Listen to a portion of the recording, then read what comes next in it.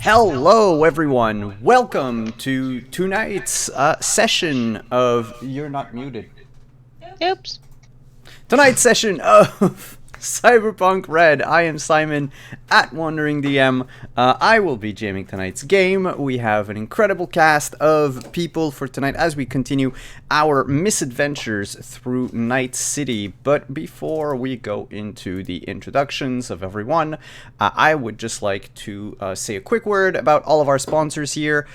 If you have time, check out Found Familiar, the purveyors of fine coffee. They are actually having a Black Friday sale right now, so if you want to snatch some coffee as a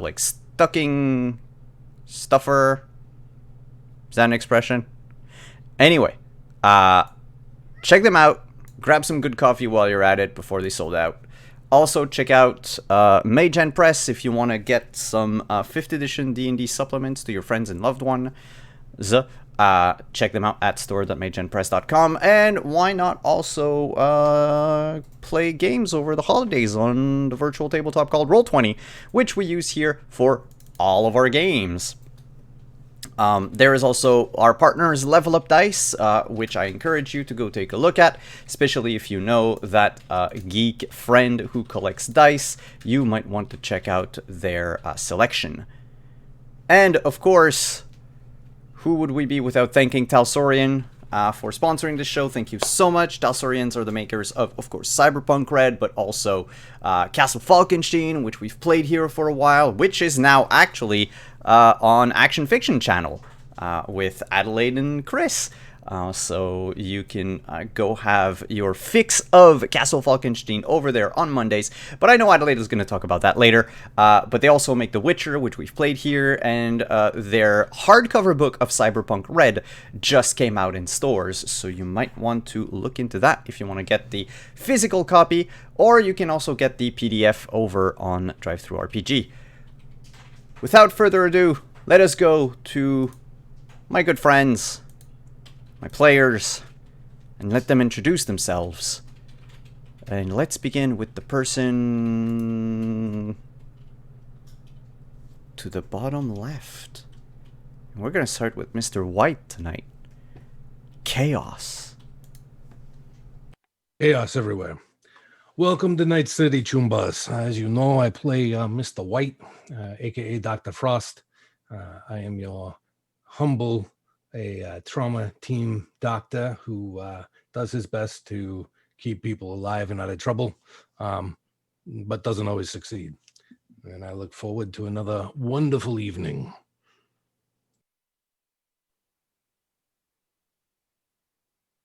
Next up, we'll go counterclockwise, so our next player is gonna be Jinx.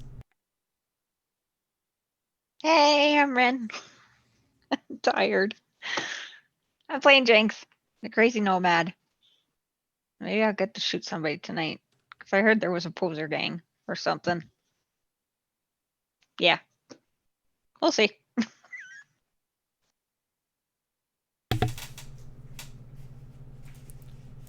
Up next, our rocker boy extraordinaire, Jimenez. How's it going, everyone? My name's Nino. I use he, him pronouns, and in this campaign I play Jimenez, also uses he, him pronouns. And right above Jimenez on the overlay is our solo and superintendent, Reno. That is me. I'm Adelaide Gardner, or Adelaide on Twitter, and I play Reno. In Dutch, technically, though he doesn't do much. He just sits and chills. He sits in the van. He's a good kitty. And you know me, so the next person on the overlay and the last one tonight is our techie, Trins. Oh, hey, y'all. You know me. I'm at George Online on Twitter, Praxagorthesme4. You see me around on Twitch, and I get to play Trins, your friendly neighborhood mechanic who can, of course, make it go better and faster. She has the technology. She has the powers. And, Got the power. Exactly. And, totally here to support, Jimenez's pro wrestling, her boyfriend's pro wrestling career, and, you know, make better and cooler cars and guns and anything. Do we have $6 million? You wish. Theoretically, I would like to point out that was just because it was totally that was a government project. They totally overcharged for everything involved. You could have gotten that like third of the price. They didn't negotiate any of the deals. They didn't figure out how they were going to do, way too expensive. They could have gotten it cheaper. So, before we head back into the game, I would just like to inform everyone that BT Dubs, if you own Sirenscape, they have just released the rest of their soundscapes for Cyberpunk. So, we're gonna feature a few of these new sound sets tonight over the course of the game. But for now, something's not working. There we go. And sorry, a little tech issue. All right. So, last week, we did a flashback episode with our guest, Rob Mulligan from Cyberpunk Uncensored. It took place between the second and third story arc, so campaign of our show. And we basically played a little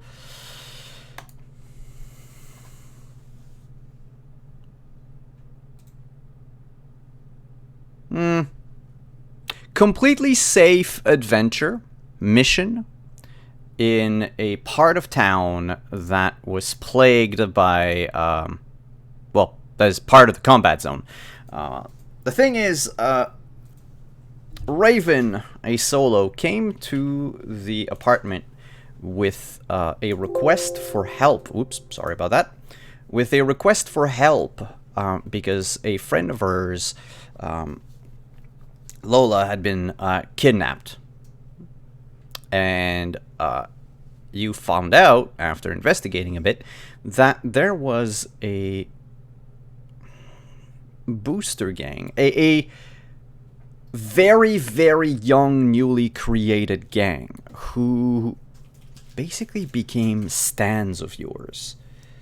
To the point where they paid the Anderson to take pictures of all of you so they could have cosmetic surgery and alter their very bodies to look like yours.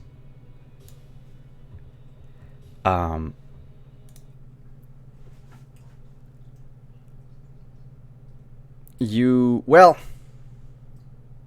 I'll let someone who was there describe what happened as I tweak a little tech thing on my end.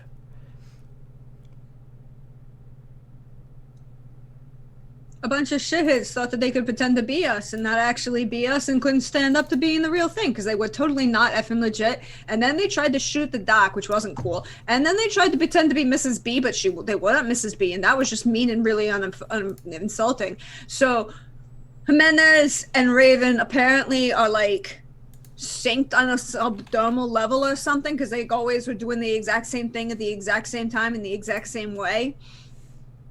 But, you know, I felt that this was unfortunate, and we may or may not have run over a bunch of people, and I may or may not have done a whole bunch of donuts with a combat RV. It was fine.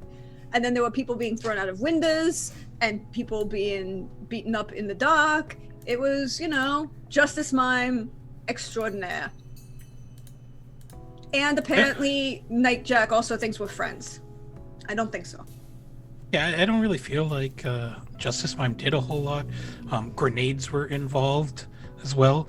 And I think, ironically, the only one that escaped the vengeful group here was the guy posing as Barry. Oh no, he didn't escape. No?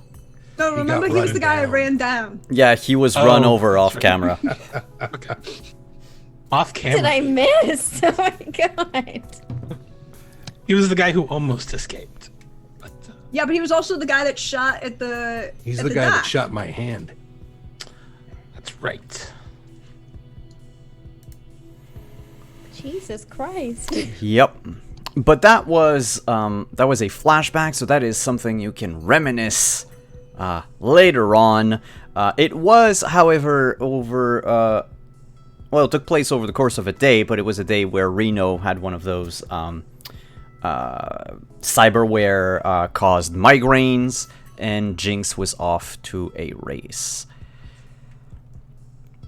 And that's why you weren't there. But to go back to our main story tonight, the group was heading over to the Forlorn Hope while the city was in the grip of this strange but very popular augmented reality game called Last Man Standing. The five of you have been investigating what was going on and have begun lending a hand to someone who's trying to end it. In fact, the creator of the original game, Mr. Flank, who pretty much wants to shut the game down and is trying to come up with ways to do so, but even though he tried to hack into the game and make himself as small a target as possible, it was unfortunate for him because some people seem to be hellbound on trying to find him. Now, you have decided to set up Mr. Flank in Jimenez's apartment and took upon you the task of going to the Forlorn Hope, where Flank informed you that there were 2 active blips on there, so 2 active players, and that there was a 3rd one on their way. Can you remind everyone, me included, why were you going to the Forlorn Hope again? The gentleman So- Because the guy that was number 2 is now number 1, and the guy who was number 1 dropped down to number 4, and number 4 and number 2 3 and 2 were at the Forlorn Hope. I don't know. The numbers got weird. And there was the whole thing about, bodily functions stopping just long enough to count as dead, but then being restarted as if he was resuscitated. Yeah, I don't remember anything about those numbers, but I do remember that the one on the way made an acquaintance with Ice Dragon, and our friend Jimenez wanted to return the favor. Is that correct, Jimenez? Oh yes, very much. Marco Bueller. Sergeant Marco Bueller. Yeah. Well, his name in-game is the Sergeant. Ah, okay. A little pretentious, but all right. Yep.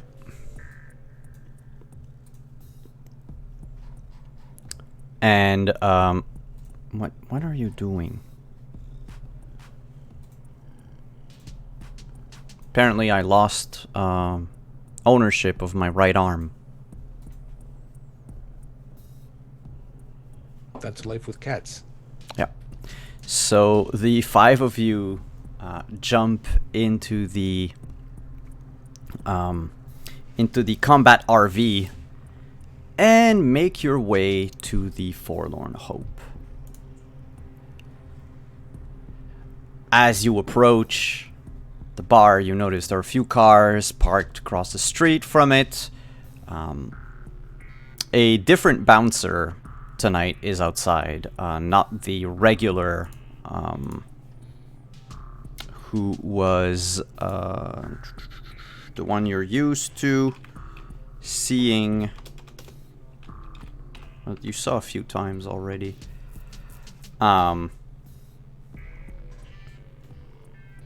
It's not the one I'm looking for.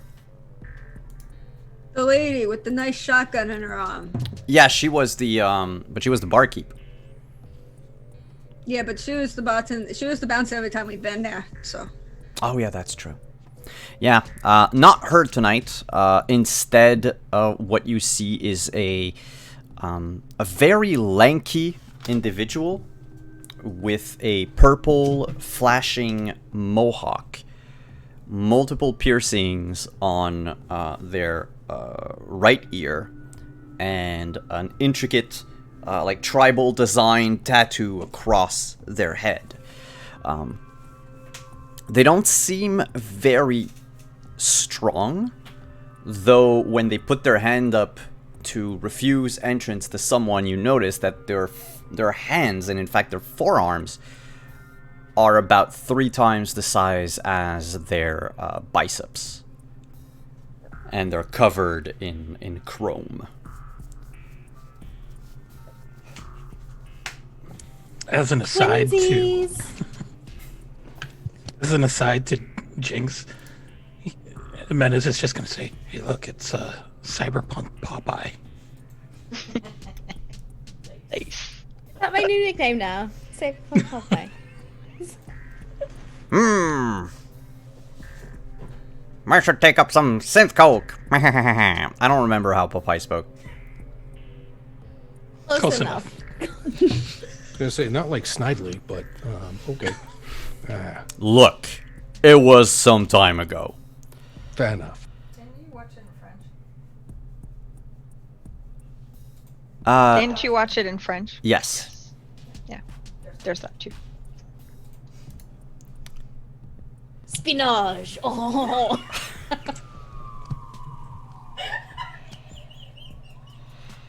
Thank you here, guys. We'll be here all week. that, but I don't. That was priceless. So, on that note, we'll. I want to know from what's his bucket, Flank. Is the sergeant here yet, or is he still on his way? Sergeant is still on his way. He stopped along the way. There's a gas station. Oh, sorry, a Chutu station. Stayed there for quite some times. But you should see his car approach in, well, just about now. So I'll There's take a the- look around. There is an armored undercover patrol car. Looks like a refurbished NCPD patrol car that's been heavily modified. Is this like Trins? Did Trins touch this car at any point in time? Now, you don't recognize having worked on this. Okay, so it's a piece of shit. That's fine. I can make it better. And the car drives past the combat RV and keeps going down the street and then takes a right and turns again and disappears from view.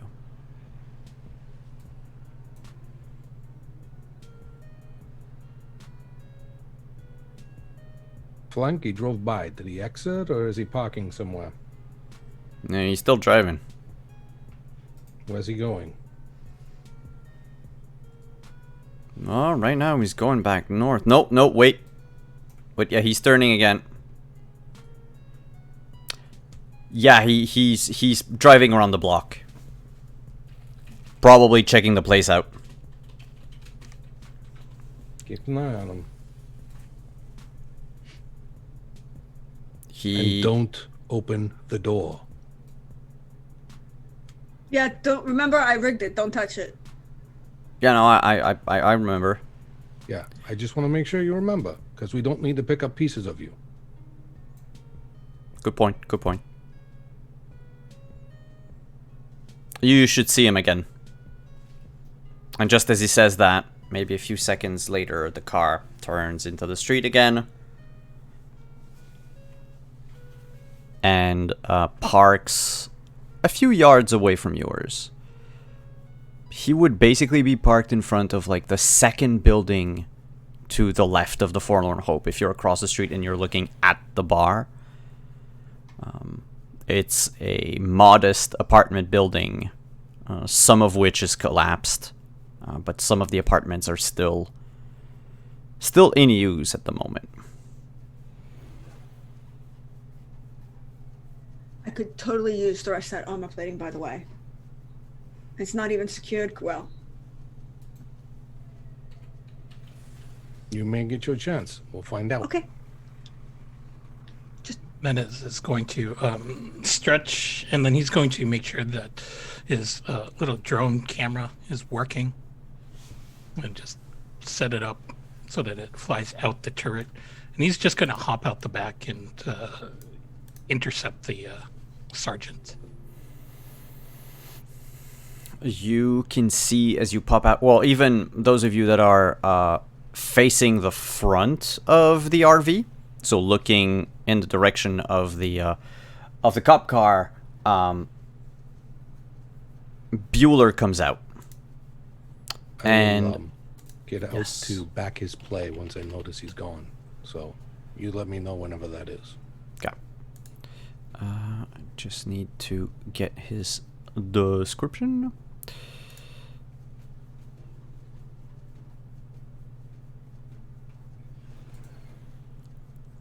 So,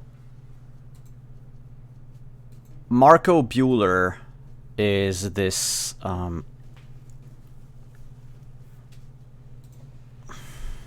middle-aged man who at first glance does not appear to be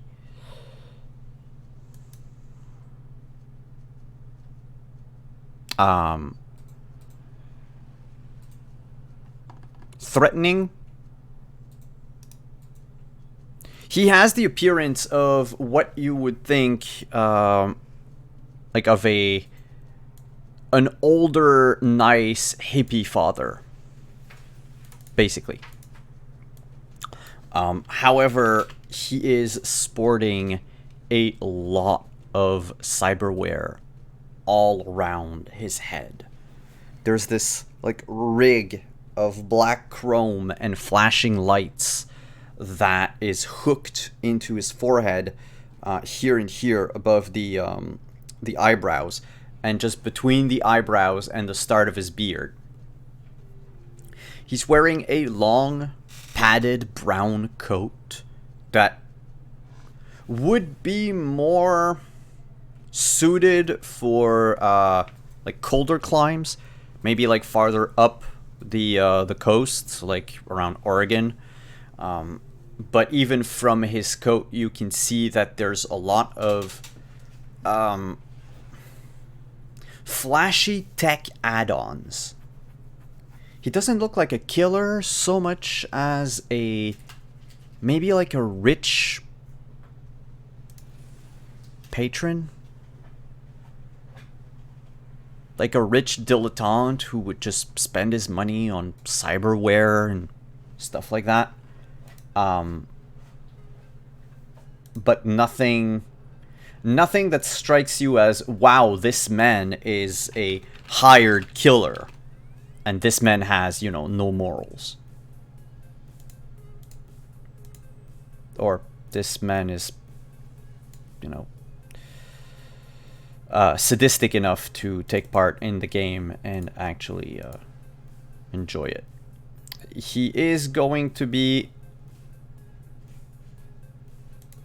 on Roll20 right now. Under opponents, you can see Marco Bueller. And you said he doesn't look like he's No. cold-blooded kind of killer. Okay. No, he even with his demeanor, the way he walks, to from his car to the Forlorn Hope, doesn't seem hurried. Doesn't seem like someone who's, he's not walking with this purpose in his stride that you would ascribe to a man on a mission. He's a silver fox. Ooh.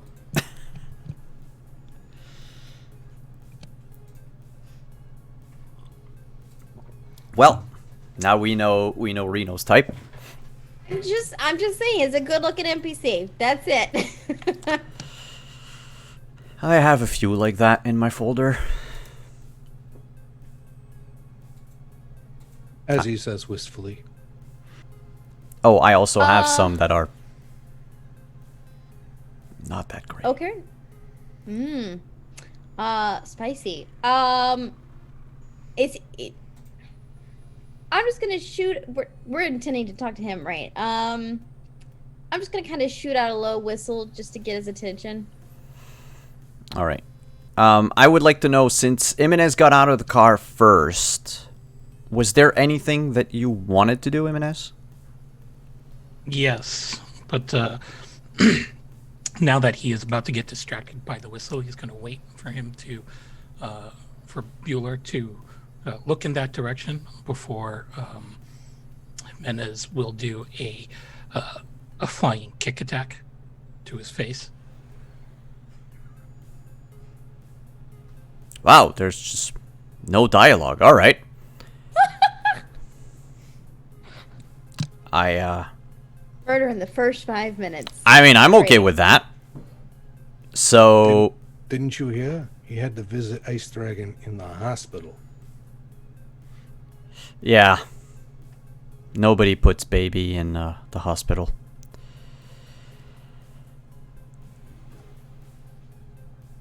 You whistle loud to attract his attention. He immediately turns to look in your direction, not real sure of what's happening. And all of a sudden, out from the left field, runs in Jimenez. Pissed off. And Jimenez kicks Bueller across the face.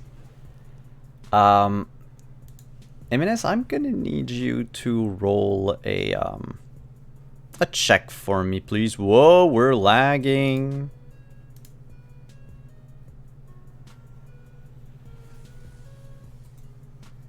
By the way, this is probably the last time we're lagging. You're getting fiber optic? I already have fiber. Oh, nice. It's my computer. I have all the parts right there within my line of sight. Rock on. Which I need to thank Anino for that. Because he's an expert at finding computer parts.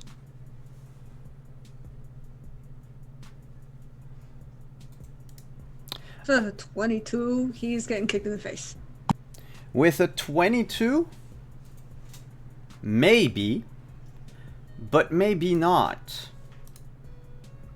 I just needed to have the PDF load.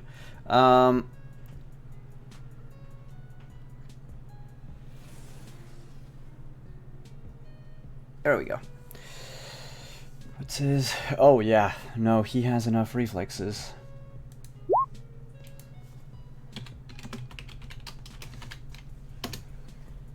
No, he actually gets kicked in the face as he tries to move his body, like shift his center of gravity just ever so slightly to leave room for Jimenez to go by him. He didn't expect to be attacked by an actual competent fighter, and he takes himself a knee across the face. That's what the sparkliest magician is, right? Yes. How much damage does the sparkliest magician do? I believe it will be 3d6. And because it is martial arts, it ignores armor.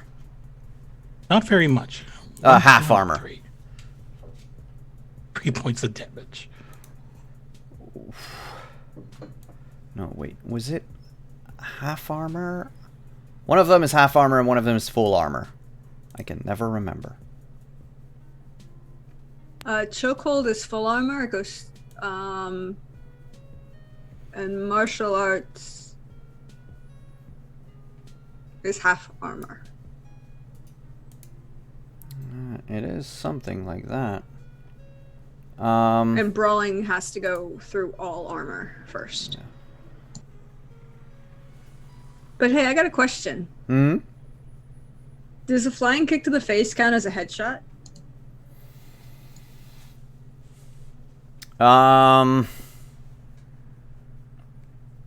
It's a good question. For flavor, yes. But for the purposes of damage, like, you know, mechanically, Jimenez did not take the -8 to hit.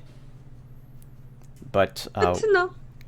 yeah. So, when dealing damage, a brawling attack does not ignore half the defender's armor. That's what I thought. But this isn't brawling, this is martial arts. Martial art ignores half of the defender. So brawling does not, martial art does, and melee weapons ignore half like martial arts, which is important because this is what makes the big knucks actually usable in combat. Because they count as melee weapons. So ignoring half his armor, you knee him across the face, you hear a talk as his face moves, and you basically hit part of the plate with your knee. And he staggers for about like one step to the side. And He doesn't get knocked prone. That's part of the flying kick. part of the flank, but do you need to do damage? Because I thought if you didn't do damage, it didn't do anything. To the rulebook. Yeah, I have it here. If you hit, you deal damage to your target's body location. Additionally, if you hit, your target is now prone. Yep, so no, I'm sorry. Even with no damage, he actually falls prone to the ground. So he doesn't stagger, he actually falls down on the concrete pavement. And will look up from his prone position, look at Jimenez, and go,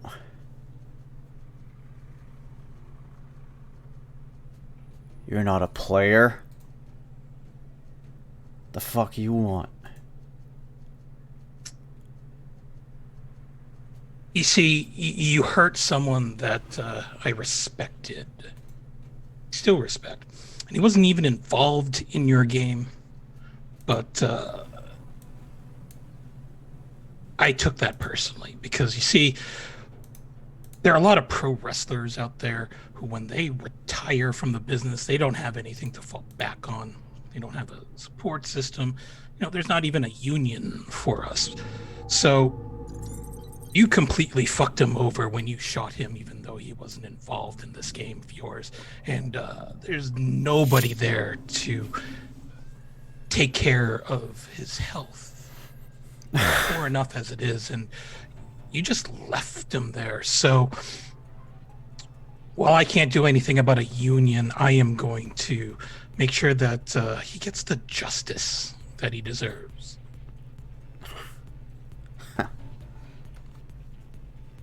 I'm going to put you up there on the net, and I'm going to... I am going to make an example out of you.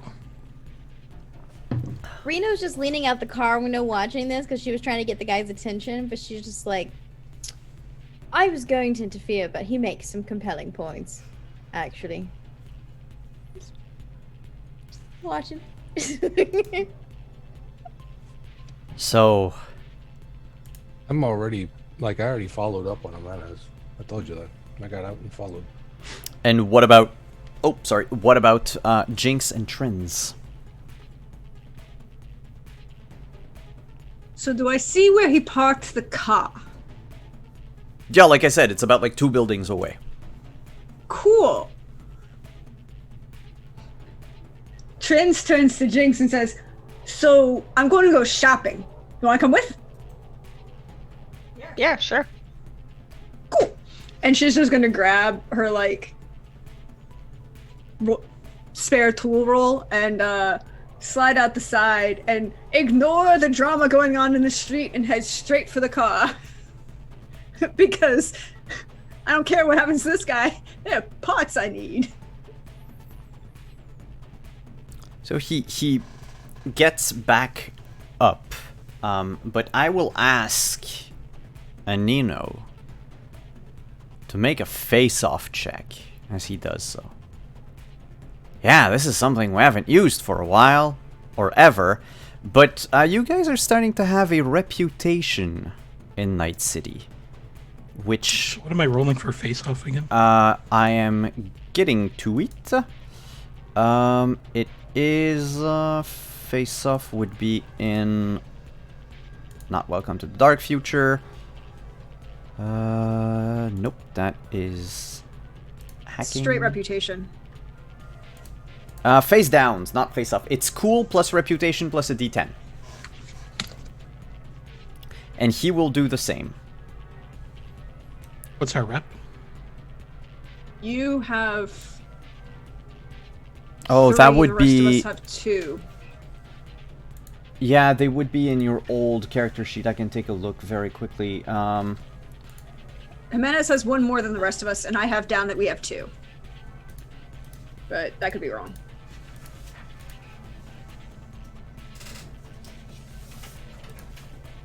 Trying to find out where it is. Jimenez in his hold sheet has a reputation of 1, and everyone was at 0. So everything would have gone up by 1 right now. So everyone is at 1 and Jimenez is at 2. Okay. And he's also going to roll. So basically the person who fails the check can either back down or take a -2 to any future actions due to fear until you've put them down. Or I should say defeated them.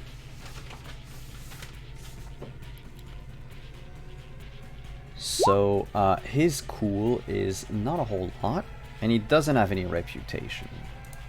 Do I And you roll get an to roll additional that- 110? Oh, Yeah.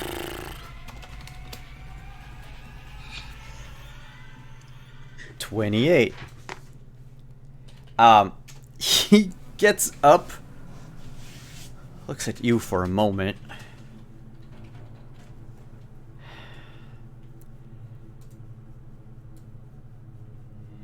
You're that wrestler boy, aren't you? A newcomer?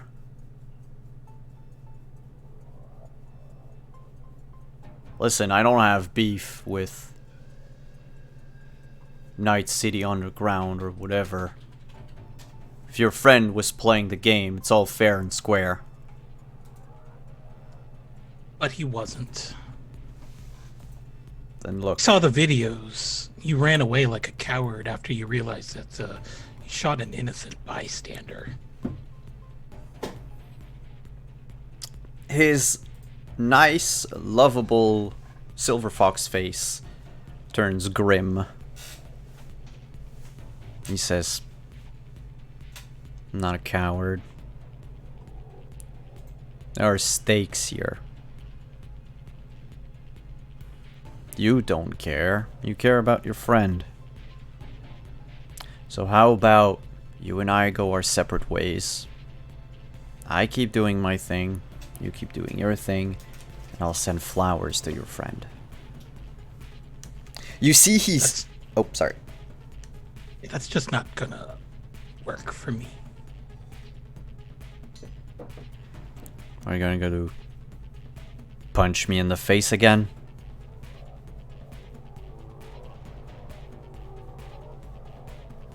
I'm probably going to German suplex you. What's a German suplex?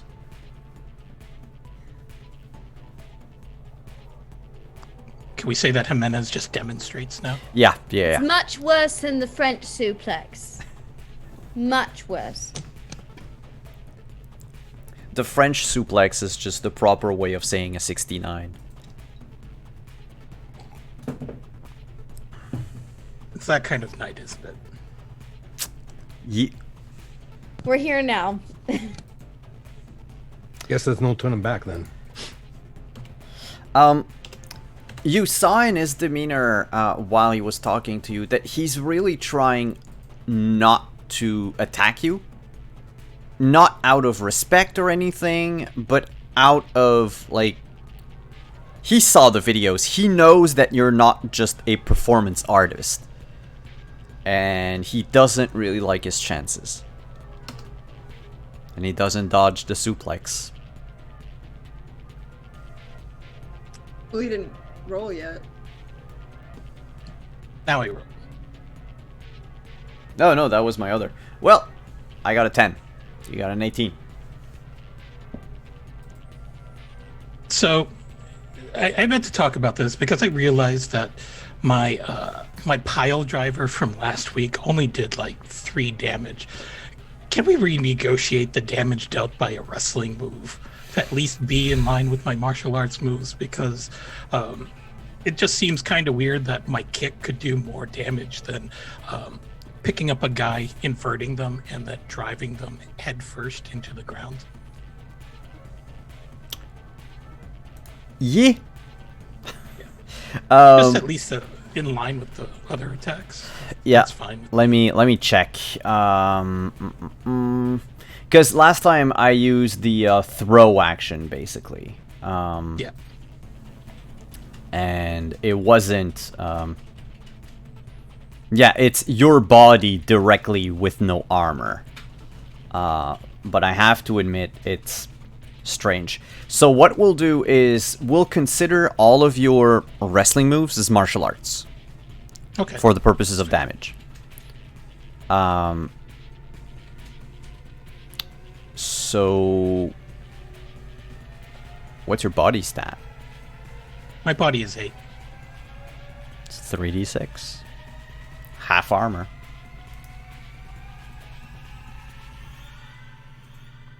This combat music is very strange. We got a 9 here. A 9, you take him, flip him around, and slam him down on the sidewalk. The few people that were waiting in line still to get into the Forlorn Hope have stopped waiting. They've walked off the line. Even the bouncer is a little, like a couple feet away from the door, lining against the side of the building, just looking at the fight. Reno and White, you would see a few people are whipping out their agents and trying to film, as you know, Trent and Jinx in the background are sneaking away to the other car. You lift him up and slam him onto the ground, and he lets out a oof as he hits the ground. You would have expected a crack, a snap, something to break. But this guy knows how to fall. Even when you're holding him, he just a split second before hitting the ground went limp.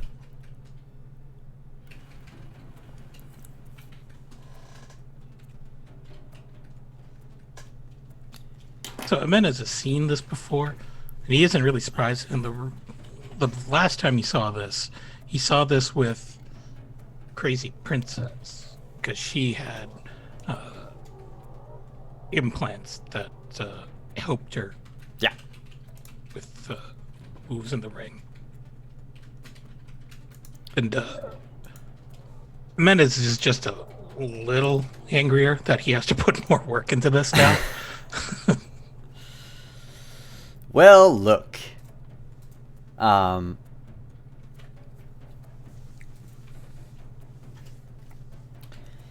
He gets up again after you've driven. Well, are you still trying to grapple him, I should say, after you've dropped him down? Because, you know, I keep imagining the wrestling move, but in wrestling, like, you move away from your opponent after doing that so they can get back up. Or That's stay true. on the ground. Unless you decide that you want to go for 2 more suplexes in a row. Also known as the 3 amigos, which you basically roll back into position and perform another suplex and then another.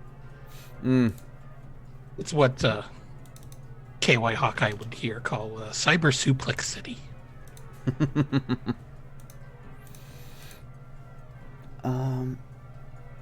Okay, it's +2 to initiative. Then I will ask you to roll for initiative. And anyone who wishes to join, please also roll for initiative. Trent and Jinx, unless you want to mingle with the fight, you can stay out of initiative order, and we'll do your thing, like, on the side at the same time the fight is going on. It's just... things are going to get hairy.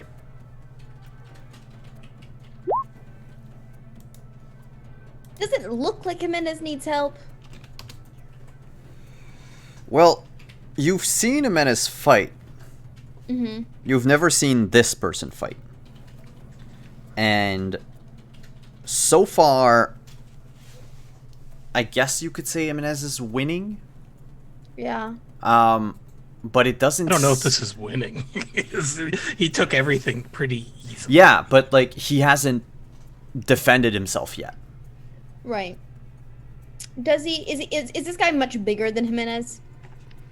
How Are they, tall like, is roughly the Jimenez? same size? He's about 5'11". He's about the same size. Okay. I was gonna say he's like 6'1". I'm gonna stay distant for now, but I will have my gun out. I'm ready to. She's ready to go, but she's just gonna sit there and let him handle it. Okay.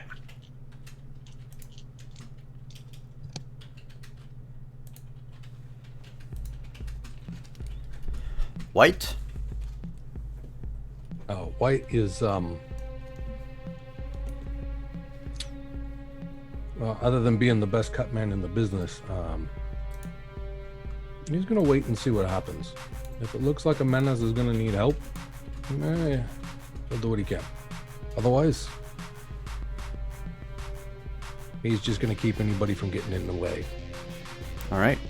Then Jimenez, you go first. He didn't even have the time to react yet before you do what? Do I have to roll to keep hold on him for this? Technically, you're grappling him until you decide to release the grapple. He can try to get out of it, but otherwise, you are still, you're still grappling. Like, unless you wanted to All right. release him. So he finishes in the German suplex. He's still got him in the bridge. He's going to kick up so that he rolls over the top of this guy and back into another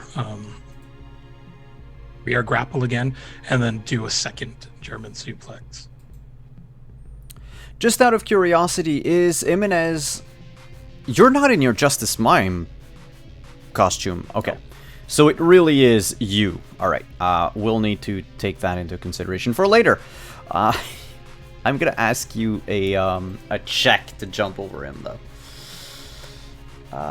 Let's go with athletics.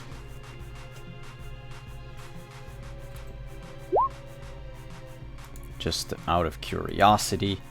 Oh, yeah. You... Everyone can see Jimenez for a moment.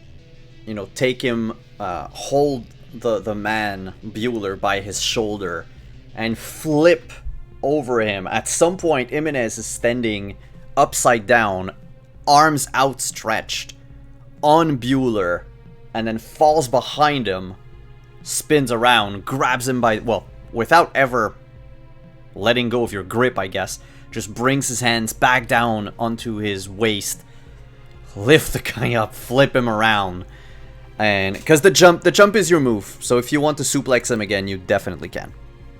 Okay.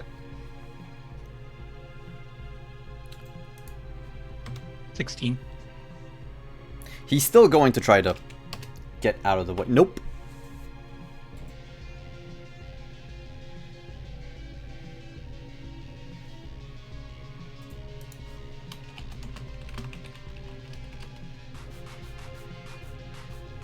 What is your damage?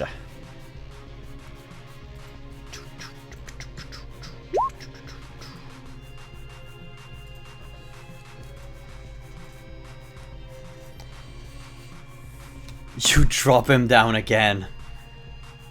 And again, last minute, just limp ragdoll. Hits the ground again. No snap, no break, no crack.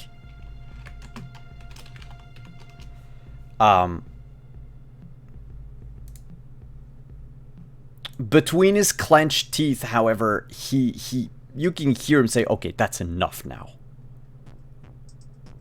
And he's going to attempt to get out of this, this grapple. Because he doesn't like it.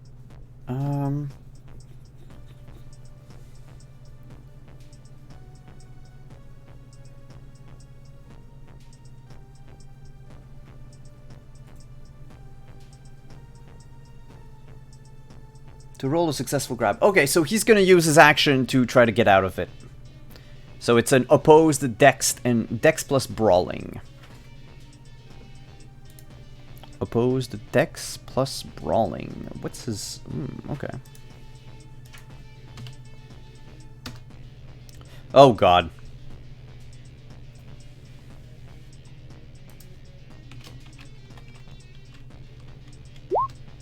Sorry.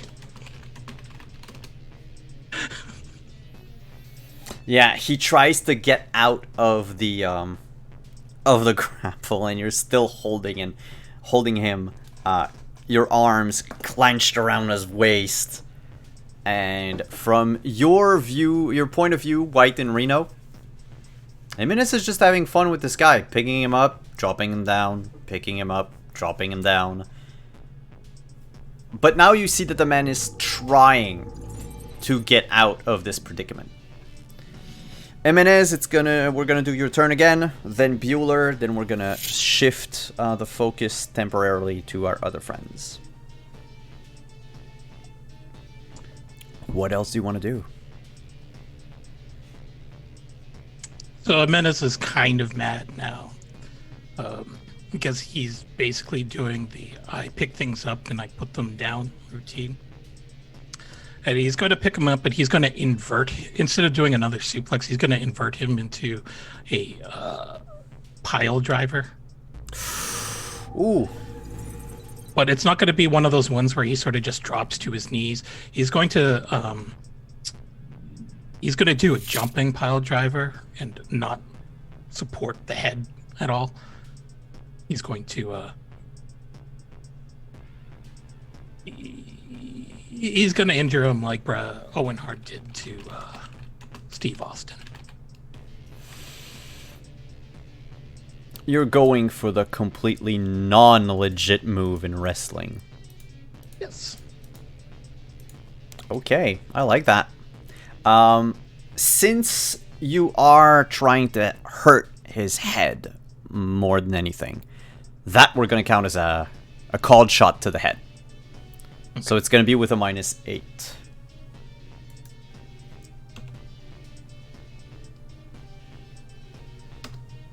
Ooh, he's going for the plunger. Look, it's the plunger one.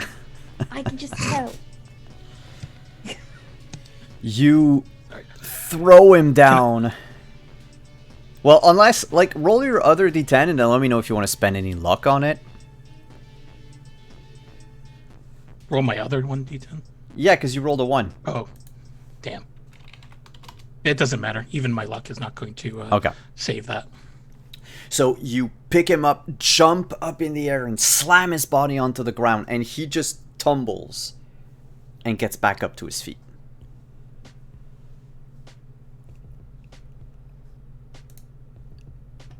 On his turn, in the blink of an eye, he draws a pistol and fires 2 shots center of mass into you. Or at least he's going to attempt to.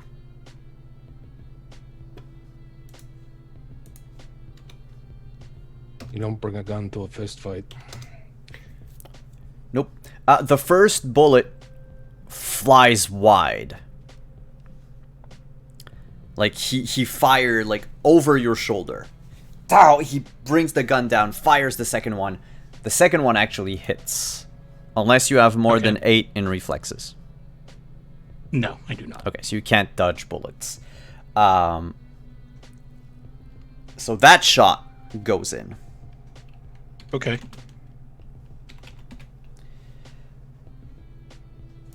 And are you armored? Yeah, I'd be wearing my light armor jack. So Okay. That's 11. So you're going to take 17 points of damage, minus your armor. And of course, your armor goes down by 1. Okay, so 17, 11. You take 6. So I take 6.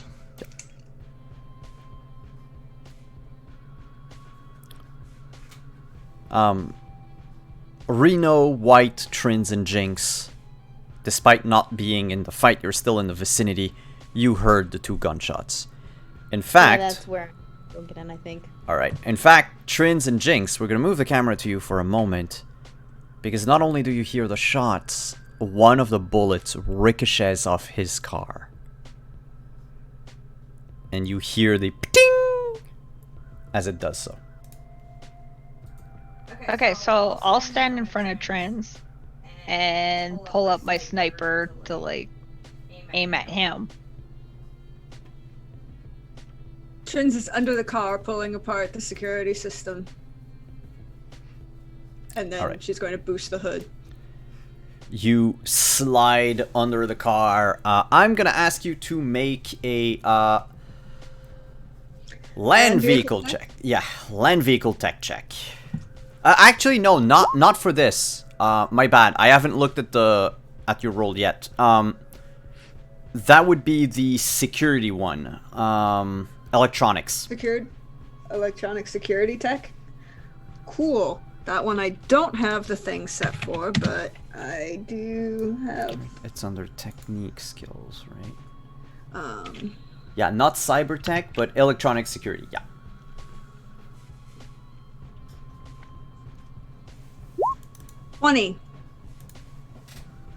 I rolled the same.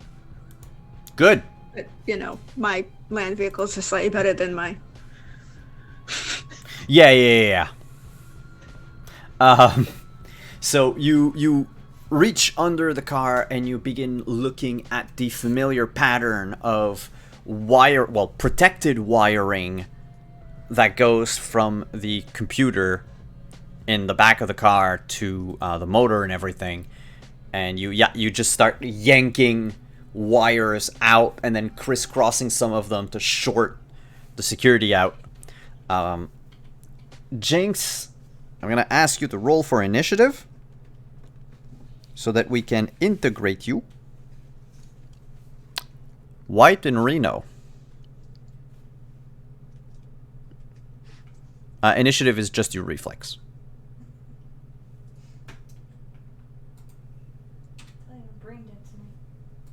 I don't roll. It's just a reflex, correct? Well, it's a D10 plus reflex. Sorry. Okay. Is that 10? I never know. 13. Yep.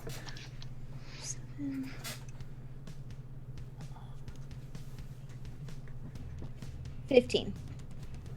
All right. And White, do you try to intervene or are you still just keeping watch? I rolled my initiative. Ooh, yes, I see it. Cool. So the first person to react as the gunshots go off is Reno from the window of the RV. Yeah, I'm gonna shoot him with my heavy pistol. Oh my god. Where? Handgun, duh. Okay. 8 plus 16. Yeah, he rolled a 1. He actively tried to dodge your bullet because he is that fast. Rip. That is 11 damage. Okay. And I'm gonna go for a second shot on it. I believe that should be a 16. I think. Let me check though. 4, 9. I can't roll for shit tonight. If you have over a 10, you hit. Okay. That is 5 damage. You realize, Reno, as you're firing with your pistol, your bullets just ricochets off his armor. But He's wearing tough stuff then. yeah, oh yeah. Well, I say his armor. I should say his coat. His coat. But Okay. from like once you've fired your shot, and even Jimenez would see this being right in front of him, and White as well. There are holes in his coat where the bullets went through. So the Okay. coat itself is not armored, but there must definitely be something under it Okay. to absorb I'm all gonna these blows. Get myself out of the car then and spend the rest of my turn starting to go towards them. 'Kay. I'm gonna get into close range next time. All right. Then kneeling down a few blocks away is Jinx with a sniper rifle. Jinx, I will tell you the distance you're at and the DC that you're gonna have to roll to hit, which is we don't care because he's trying to dodge bullets, so you just have to roll as high as you can.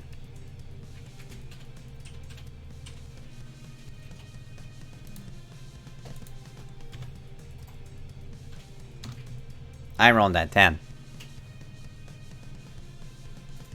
27. Roll the crit just to see.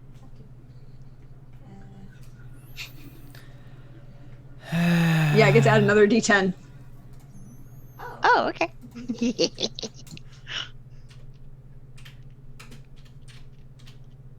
Sorry, I'm one-handed typing this. It's a 7. So 34, yeah, he literally gets hit in the back by your sniper rifle. What's the damage?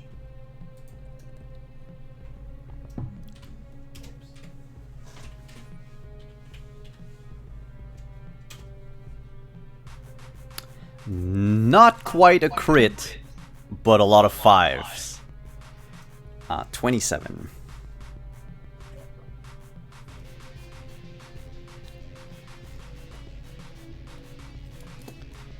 he gets hit in the back, and you see his body arches under the blow. He almost falls into Imenez's arms as he takes a few steps forward, and he looks back,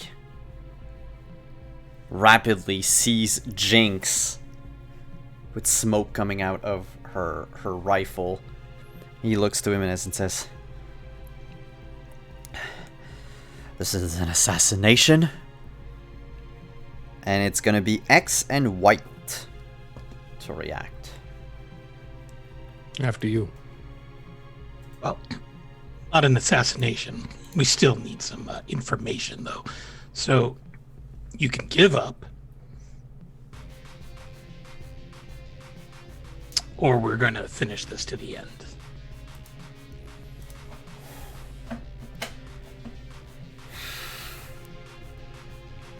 He looks around. There's a Reno walking forward.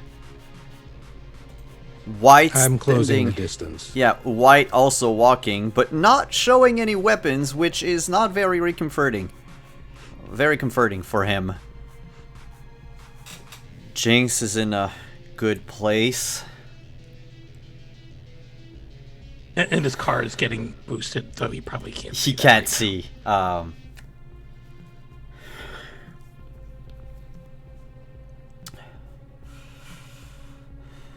How much do you want? now. Everything you know.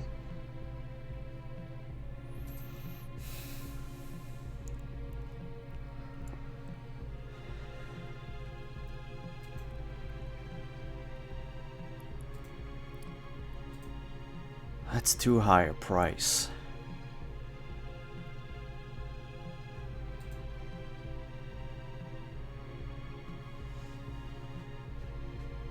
I can give you money. I can give you access to guns. Got enough of both. Listen, You can always use more guns, but it's fine. It's fine. You said access. We've got access. Lots of access. you corpos, What? are you corpo? Why would you ever put that name in my direction? Do you even know who the fuck you're talking to? Roll, roll a d10 plus reputation plus cool. Okay. I don't have any reputation, I thought. Well, One, yeah. Okay.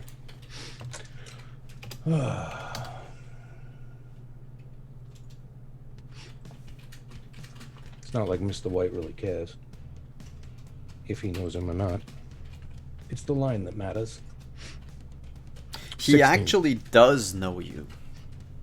So he looks at you and goes, "You're the doctor, right?" That's the rumor. There's many things I can do to you that aren't death. Many ways that I can get you to tell me what you say is too high of a price. And I'll do it right here in the street. I don't care. I'll snap your frickin' trauma team card and call them off, telling them I already made it here. And just wait.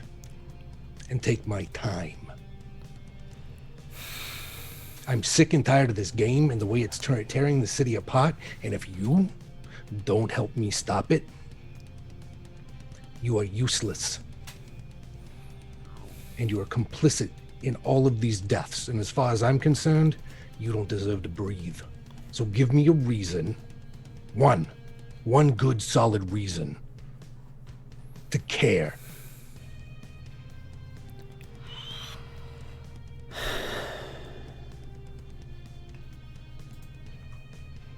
And he closed the White closed the distance. He's up in his face at this point by the time he finishes. Okay.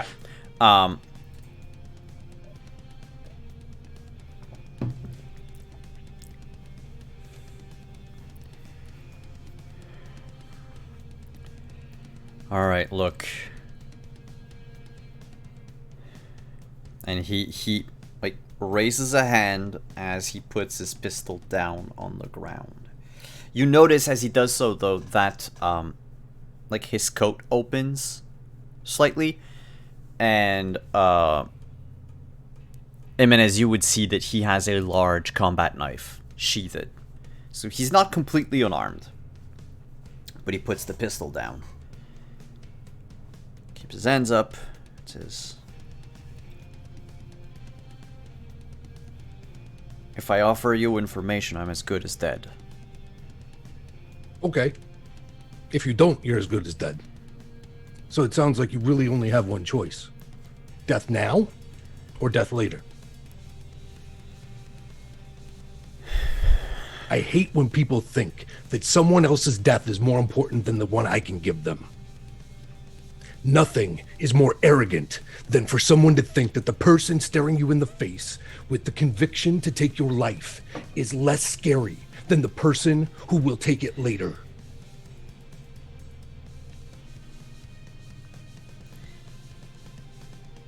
You can see in his face that he's afraid at the moment. Not at the situation. He's probably been in similar situations before. He's specifically afraid of you.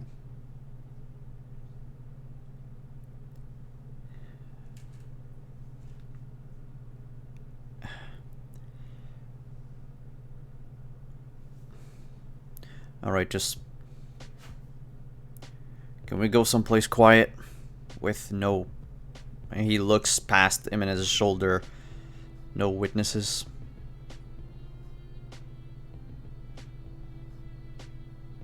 The less people know, the better my chances. I'll talk. You, and he points to White. You, I know you're gonna kill me if I don't do anything. Them, I might have a chance. Me too. They think it's a sport. Waving around the gun in the background. Don't discount me! I'm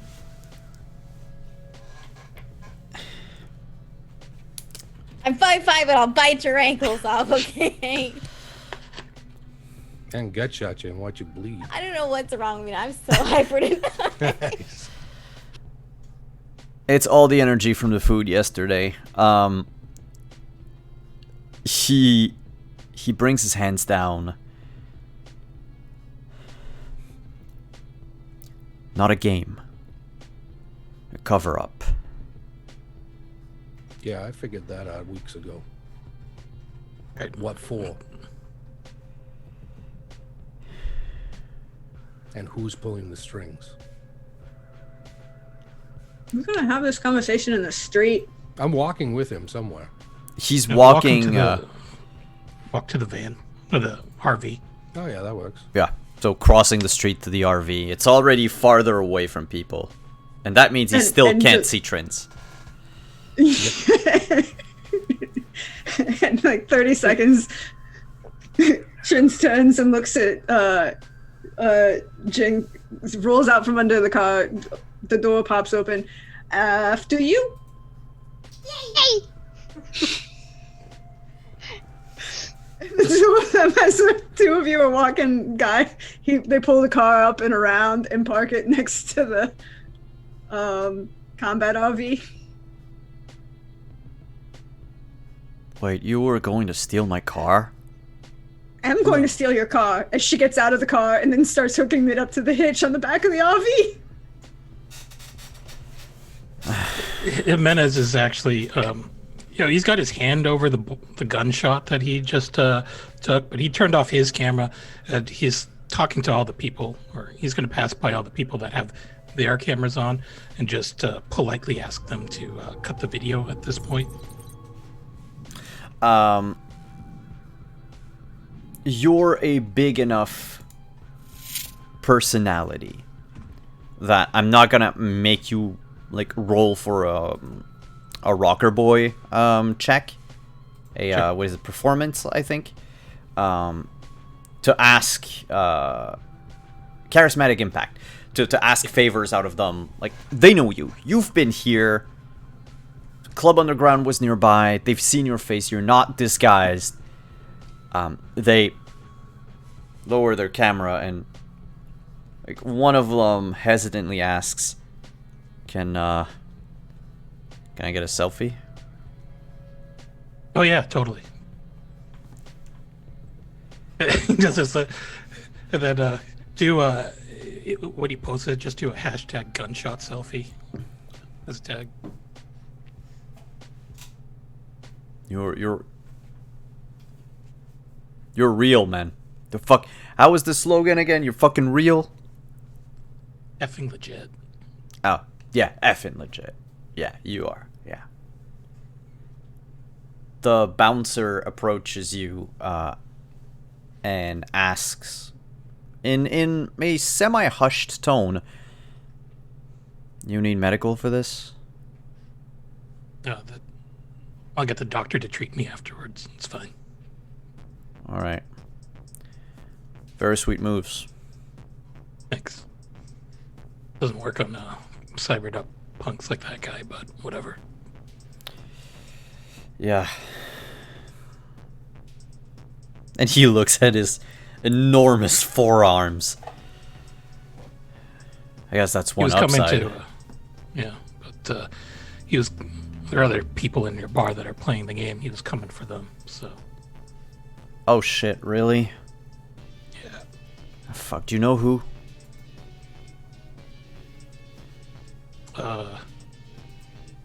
Guess I'll message Frank. Was that his name? Flank. Edward Flank. Flank. Flank. Yeah. Yeah. I'll message Frank and just ask, hey, the other players still here?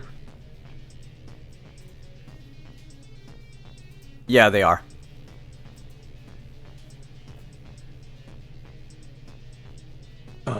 Can I recognize them? He'll look give like- you. Yeah. He'll send you like a It'll take a few moments.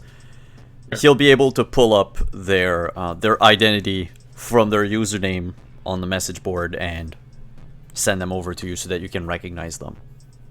Okay. I'll They're look inside and Yep, they're basically like two John Does, really. They're both playing in the game. Their position aren't really really high in the ranking, but both of them are Arasaka employees. son of a bitch. And they're not fighting one another. When you meet them in the bar, they're actually talking to each other. Like drink in hand. So Early just not in the- 30s white men. They even look like the kind of Silicon Valley startup programmer. Do they have sweater vests? Or excuse me, fleece vests with the company logo embroidered on them? No, they're not displaying that they work for Arasaka. I know that especially- Trent is talking about. Especially since it's not the best thing to advertise you work for Arasaka in Night City anymore. So they keep it on the down low, but a good enough netrunner can fetch that information, which is what Flank did. Yeah. He's gonna just nod in the direction of those two guys at the bar. I don't understand why they're not fighting, but they're both playing. So while that is happening, back to the RV. Reno, White, Jinx, and Trins. Bueller leans against the RV, makes sure that there's, a solid surface behind him. Mm-hmm.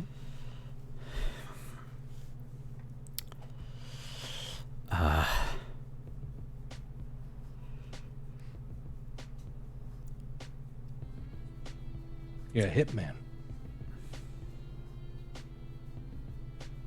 I prefer the term cleaner, but yeah. That's why you stay in the middle. Not too big to get noticed.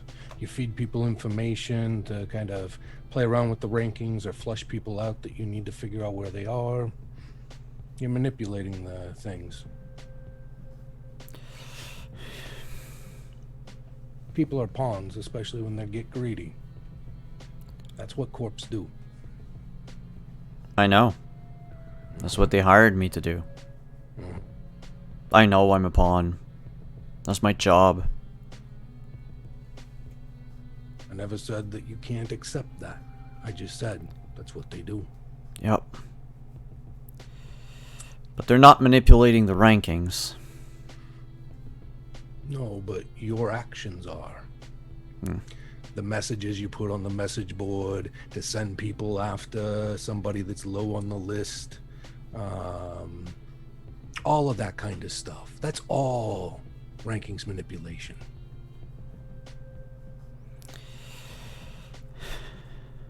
You're very good.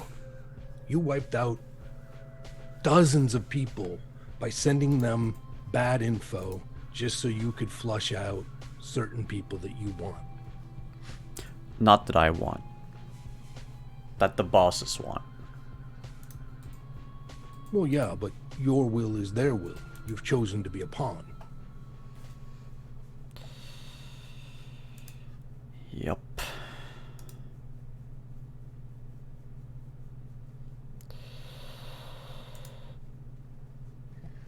All So, I can say is, hmm? I suggest you get out before they make you get out.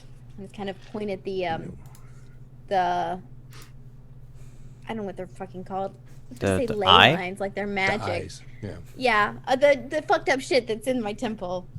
Oh, gotcha. The Oh. center. You mean the missing pieces of your brain? Courtesy of IEC. Woo!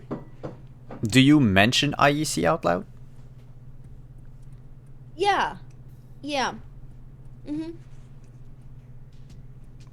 You suddenly have his full attention. This is IEC. IEC's gone. Yeah, IEC tried to kill her years ago.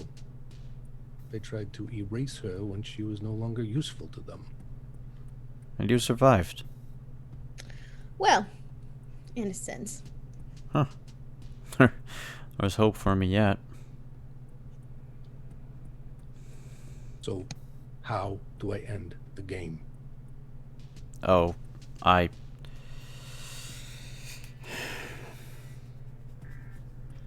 guess by winning. I'm not... No, that doesn't work. They already manipulated that. Spider should have won. Then all of a sudden, Spider's not in the top rankings anymore. Somebody's messing with the game.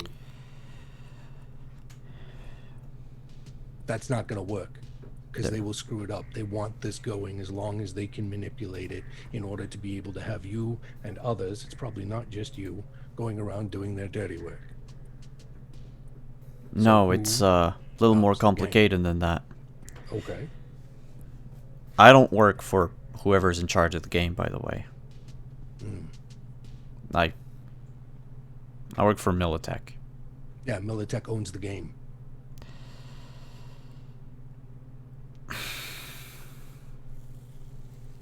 Militech's running the game.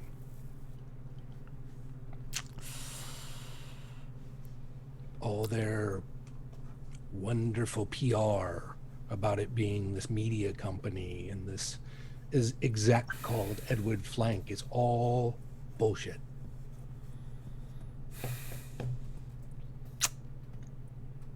Okay, well, you know pretty much everything.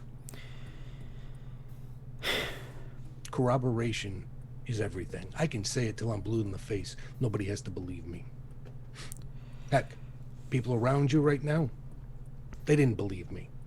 They kept thinking that it was a lot more simple than that. That just winning the game would be fine. Corps have no soul. No, they do don't. anything to give up a prize. It's not that they don't want to give up the prize. They're, No, but they have to get their money out of it first. So whatever is valuable to them is going to be worth the prize times 20, 30, 100. Yep. That's So- why they're testing the number one. That 72-hour bullshit. Mm-hmm. Well, I shouldn't say bullshit. It's actually true. They will honor the contract. They will honor the terms of the game. Because they have a very good reason for it to. But they weren't satisfied with how Spider ended up number one. And they're trying to see if they can't find a number one that would be more useful. Oh, so this is an experiment on a weapon. I love it. Are they trying to continue AEC's work? Because if I find out that, I'm gonna burn them all down. That was some horrific stuff that came out in the news that they were guilty of. I wasn't around when well, I wasn't around here. I was in San Fran when That IEC hit the blew news up. everywhere. Didn't you see it? For months they were talking about it. About the people trafficking, about how awful the corporation was. It was Oh yeah, the everywhere. smuggling and the everything. Yeah, that rings a bell the now. experiments, the psychos that they sent after people all over the world, even in other continents. No, they're not trying to do that. Because that's sick. No, this entire game is a hiring process. It's a hiring process. Trying to find the best killer for their crew. Exactly. Wait, Wow. wait. And she'll like kind of go over after she's kind of rolled out from doing the rig and position herself behind Reno.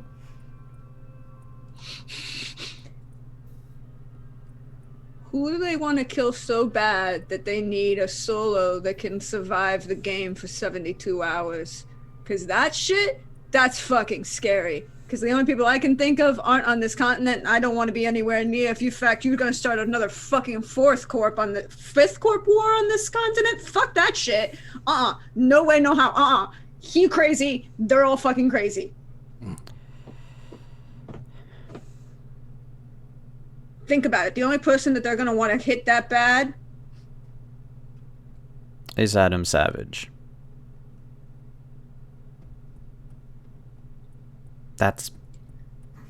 Is that his name? yeah, Adam Savage. Yeah. Oh no, isn't that the name of the guy from It's the Spider. The original Spider? No, not Spider. Shit, what's his name? Give me 2 seconds. I have Adam. The guy who takes Johnny's hand, right? That's what we're talking Guy about? from Mythbusters. Yeah, not the guy from Adam Smasher. Smasher, sorry. Oh. Look, it starts I was with an getting- S. Yeah, the guy who takes Johnny's hand. Why would I want to take Adam Savage? Yeah, not his hand, his whole arm. Nice guy. His whole arm. That's what I meant. It Yeah. was a thing. It was a line. But it's like, I don't want to be anywhere near this. Nope. Just nope. Nope. And she's like, goes around and like makes sure that Jinx or Reno are always between her and the guy, and then goes into the RV and is like, does that thing where you purposely lock all the doors. Rumor has it that Metas is trying to open the door to get in. And she'll kind of like, oh, see that you. I was like, oh no, you can like push open the door and like, and then kind of like close it behind you.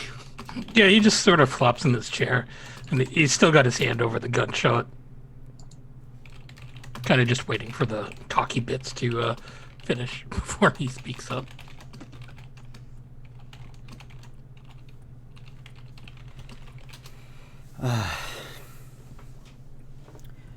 Rumor has it Smasher made landfall in the States a couple of months ago. They...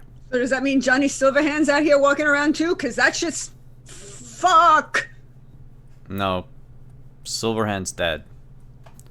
Yeah, and so was supposed to be Smasher, and so was supposed to be a whole bunch of other people. But apparently they're up and walking around too. Ghosts running around all over the place. Smasher was more machine than man. It's easier to rebuild. So Militech... And look who Johnny's best girl was. I'm just saying. There's all these ghosts popping up all over the place. If Johnny Silverhand's coming... Wait. A minute. Do we want to get to go to a concert if Johnny pops back up? No, Johnny's gonna pop back up in 30 years and not a single month before. Period. But he says, yeah, so... They want to make sure they have someone that can compete on the same level. In case Arasaka tries anything.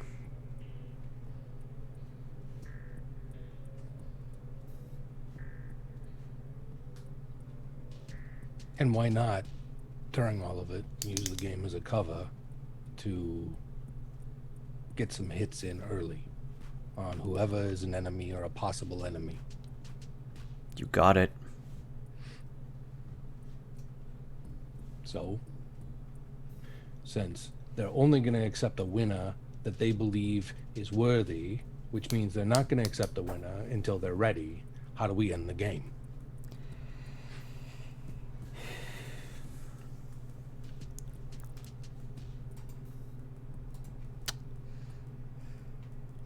I know someone with a lot of clout that can help. I've met with her a couple times. She works for Militech, same as me. Well, Okay. yeah. Independent contractor, if you will. Uh-huh. And her name? Belinda. Okay. And where do I find this Belinda? Let me get the map.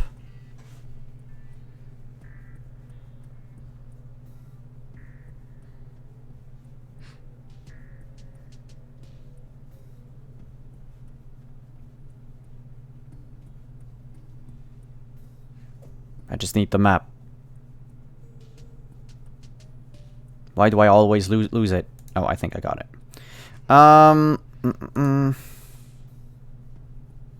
Nope, I did not. Or I'm... Okay, I'm like 4 pages away, I guess. Yes! I was actually 10 pages away.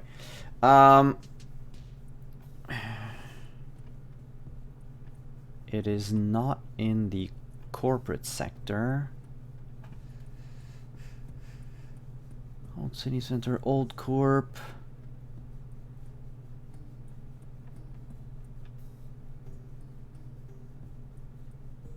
She's in Little Europe.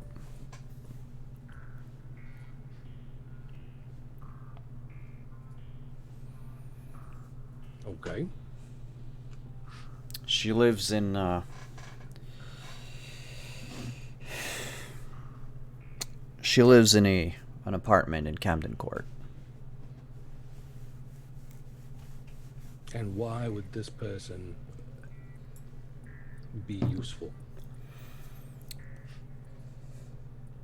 She's assigned to monitor who's in the top 5. She monitors them through good old-fashioned spying. She keeps tabs on them and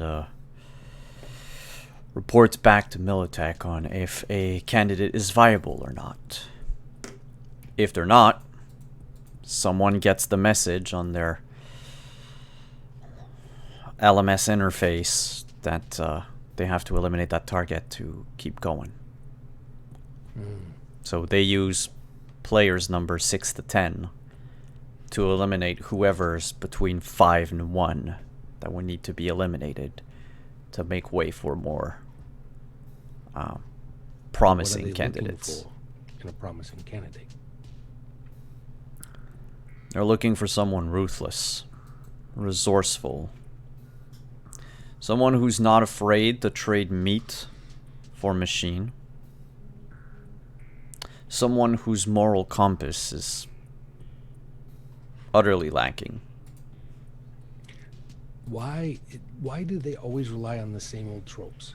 Do you know what happens to those guys? They get choked out in the middle of a gas-filled room while other people riddle them full of bullets. Yep. But not this time. Or at least that's what the higher-ups think. Oh, because they think all of this tech that they can put in them is going to make them invincible. Yep. As far as I know, that's the plan.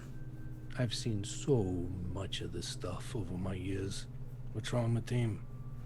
I've seen the most decked out badasses crumple.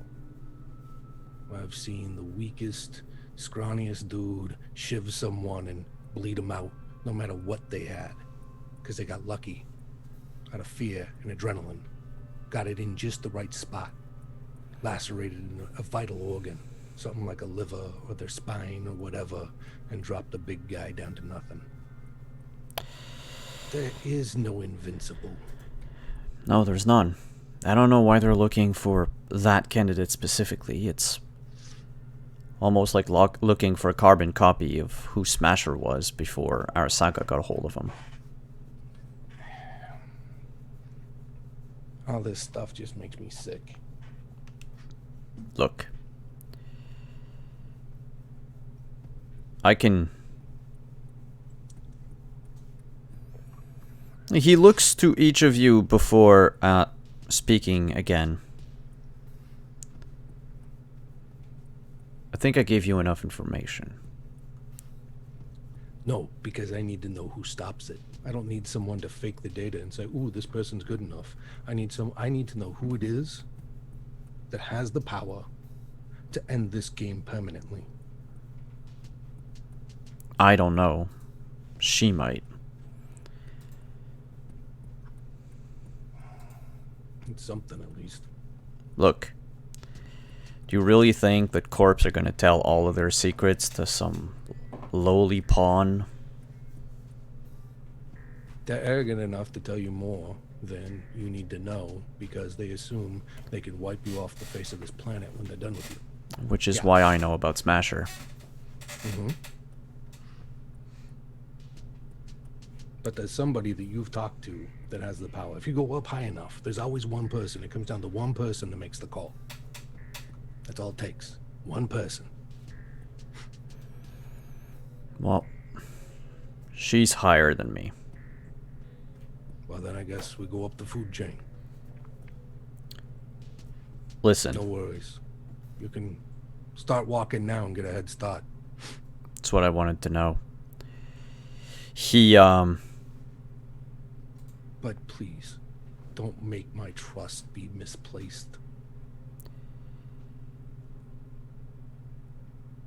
Can you make a persuasion check? I can make one. Let's see if it actually does any good, though. That's the difference. For this whole conversation. Sure. All of it. It's going to be for the entire thing? All the bananas? Yeah, all the bananas. 19. Cool. He looks at you. He looks at his car. He looks like the rest of the group.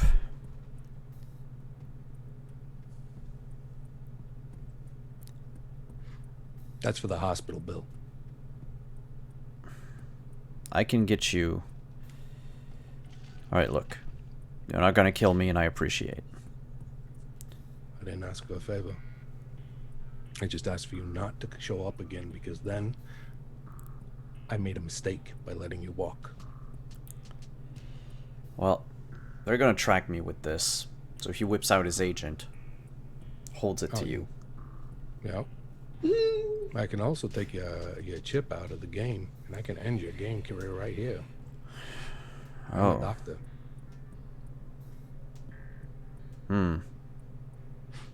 Should I trust the person who 15 minutes ago wanted to kill me? I said if you weren't useful. So I was useful. That's the rumor. Otherwise, I wouldn't say walk. Alright. Listen. Remove the chip. Do whatever you want with it. If they assume I'm dead, it's all the better.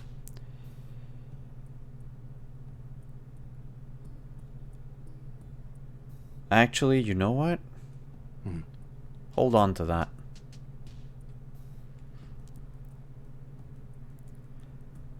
Text her. She's the only contact on this phone. It's a burner. Okay. We only communicate by text.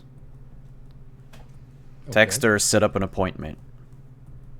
Then keep my chip with you. If it's out of the body too long. Hmm? If it's out of the body too long, it turns off. I Shit. know how this works. Because I know that if it goes off, or if I leave town, they're going to suspect something. Or that you're dead. But if I'm dead, I don't get to see her. So you don't get to see her either. It's true. And Camden Court is a real fortress. It's a retreat for experienced solos. You know, that makes it kind of volatile, doesn't it? No, well, from what I've seen so far, most people in there are pretty social.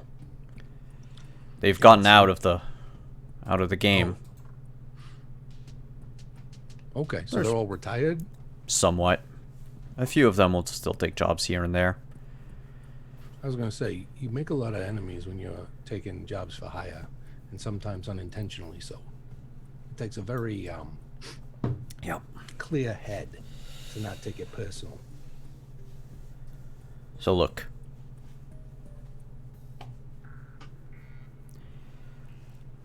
I'll make sure I stay in town long enough for you to get the appointment. And then I'll skip town. Or actually, you know what? Better yet. I'm gonna follow you. Oh yeah, because if you don't approach, then what's the point of having you alive? Exactly. I mean, metaphorically alive. Yeah. He turns to Jimenez and says,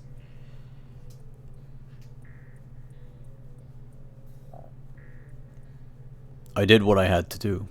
What I was paid for. But Ice Dragon wasn't on your list. Casualty.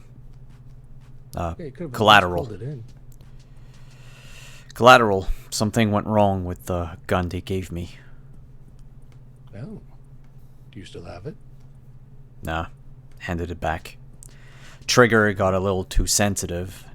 It emptied out the entire magazine in one shot. In one pull.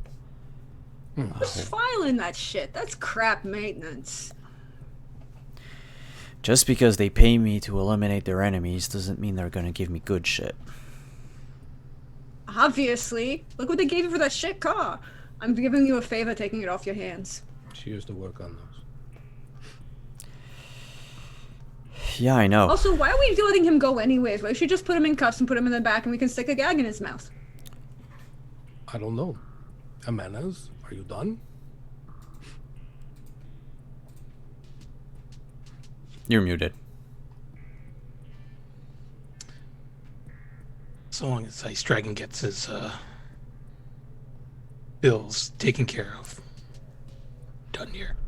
What's your bank account? White gives him a number. You can put it there. Call it escrow. He takes another agent out from inside his coat and starts typing.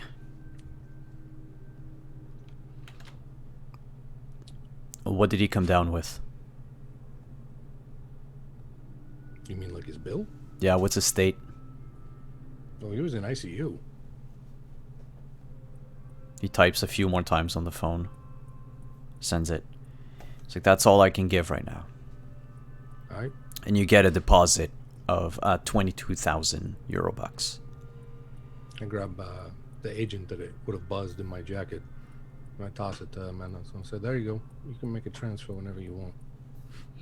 That phone's only good for transferring money to that account. And once you're done, it'll burn itself. A little trick that our friend taught us."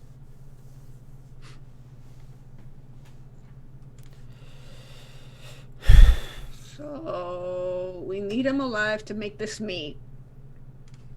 We need to make sure we know where he is so he can do the talk. Then we need to make sure he can stay alive by taking the chip out of his eye. Remind me again why we're not just tying him up and sticking a gag in his he mouth. says he's gonna leave, which means that it'll turn off on its own when he exits town. That's how it Yeah, works. but he has to be here for the meet in advance. Mm-hmm. So why don't we just keep a hold of him? You're welcome to ride. You will have to be cuffed, but you're welcome to ride instead of walk.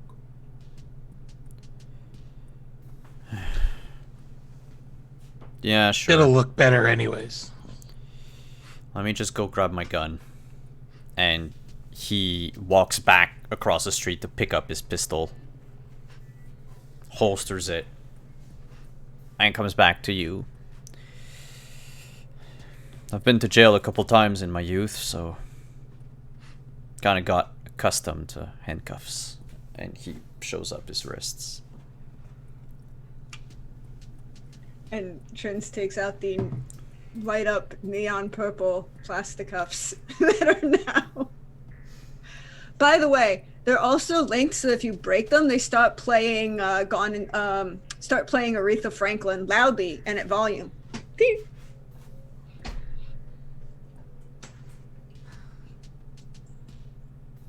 Who fucking came up with this? She takes The person who's everything about to fix 11. you a gun. And she's gonna take the gun off of his holster too. This is shit. Why the fuck do you carry this shit? Ugh. Metis is going to turn to Trish. Just says, "What does it play? Chain of Fools?" Yeah. Break the chain. And with that, we're gonna go take a break, and we're gonna be back in about 5 minutes. Stick around, everyone.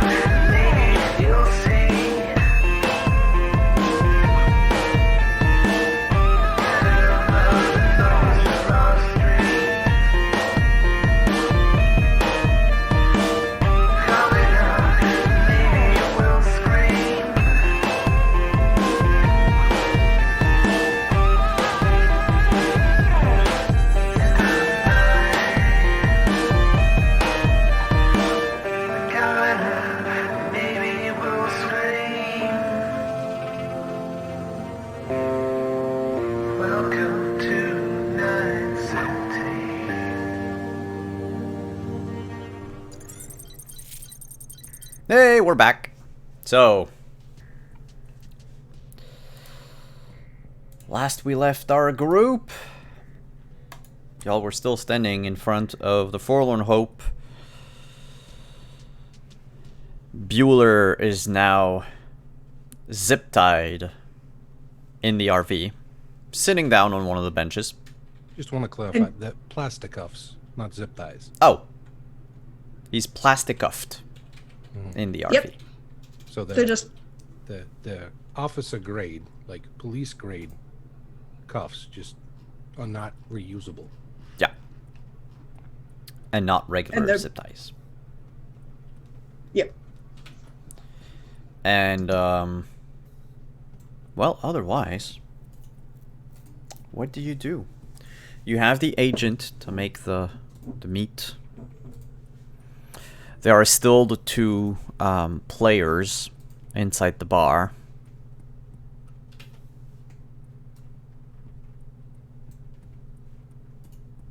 Do we care about who they are or that they're there?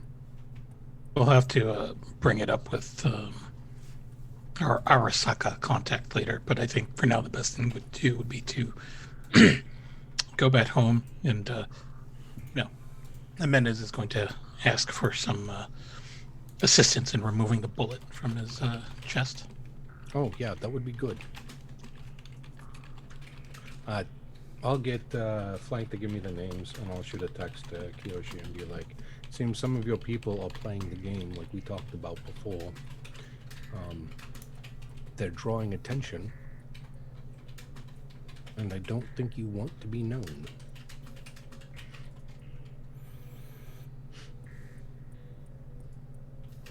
He replies, they should be more careful. Which ones? I give him whatever Flank gives me on who they are. Okay. And then I say, we intercepted a hit on them by Militech. It's been taken care of. No need to thank us.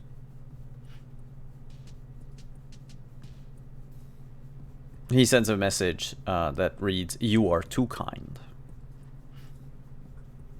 Well, that's what everybody keeps telling me.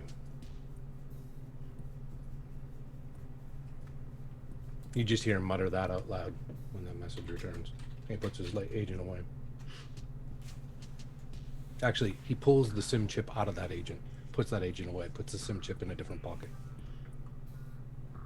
Or a SIM card. Trins is both driving and pulling apart this guy's gun. Jimenez just turned and says, like, maybe you should concentrate on the road. I think that gun can wait. No, it's easy. You know, have you ever tried to pull a gun apart not one-handed? Because you never know where the tools you can reach are going to be out of your reach. Also, have you ever tried to drive one-handed? That's very important. Otherwise, how do you make sure that you drink your milkshake appropriately? Yeah, but Drinks it before he gets in the car, and he doesn't usually drive. And then you hit a bump, and all of the loose components of the gun go flying around the dash. Jimenez just blinks when one of the pieces just clinks off his forehead. Yeah, I didn't need that screw anyways. It was a piece of shit. Yeah, but that bump hurt a little bit. I'm sorry you got hurt. Are you okay? Well, no, I got shot. He What do you just mean you got got- pistol whipped by a car dashboard? No, but he has a gunshot wound. We're trying to get back so I can fix it. You want me to lower the med set? No, I think what we asked for was to get back safely and without hitting We are bumps. getting back safely. And without hitting bumps.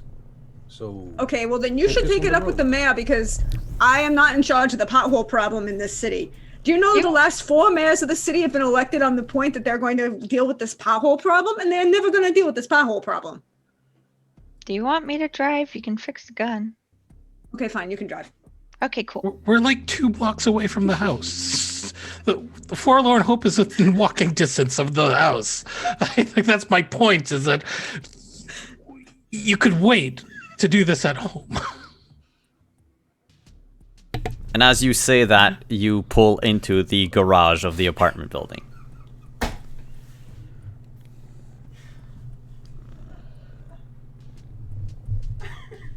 It's okay. Trins has an industrial magnet. She's just going to find all those pieces real quick.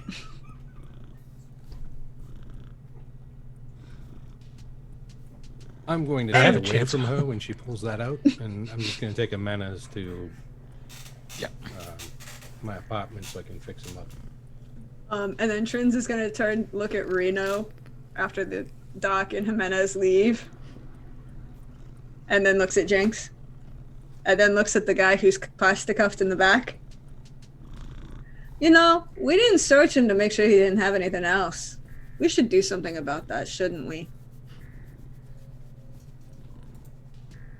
I mean, We could pull his pants down, trousers down, and my God. roll him out of the van as we drive away. No, I mean, we're going to need him later. We should do that after we get to the meet. Turned into a college hazing in the parking garage. I thought you were a little bit more serious than that. No, the serious guy was the pro wrestler who walked out of the dock. It comes and goes, really. And then Trins turns You should and have seen me pushes. 6 months ago. Yeah, this is fun.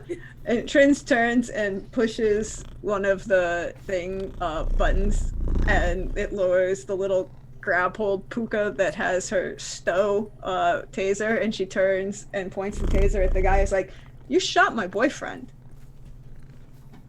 I feel like I'm being very nice right now. Don't tase him while you're driving. No, we've parked. Oh, we've already parked. Okay. Yeah.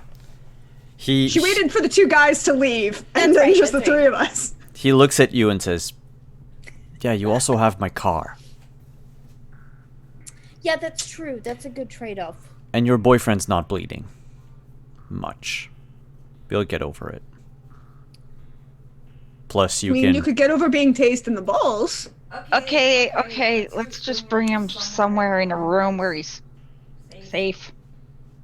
I am gonna peek under his coat though, because it looked like the bullets went through his coat but hit his armor, and they were like, seemed like it was pretty tough armor. Yeah, I'm gonna get a peek at what he's got. You pull, like, the sides of the coat, open the coat up, and you realize that he is wearing an armor jack, a reinforced armor jack. Basically, it's solid plastic plates. So, sort of... So a light armor jack is a combination of a Kevlar, like body armor, mixed with plastic mesh. Whereas the one that he has is basically that, but is also, so each layer of Kevlar, if you will, is also encased in a layer of what is it? Solid plastic plating.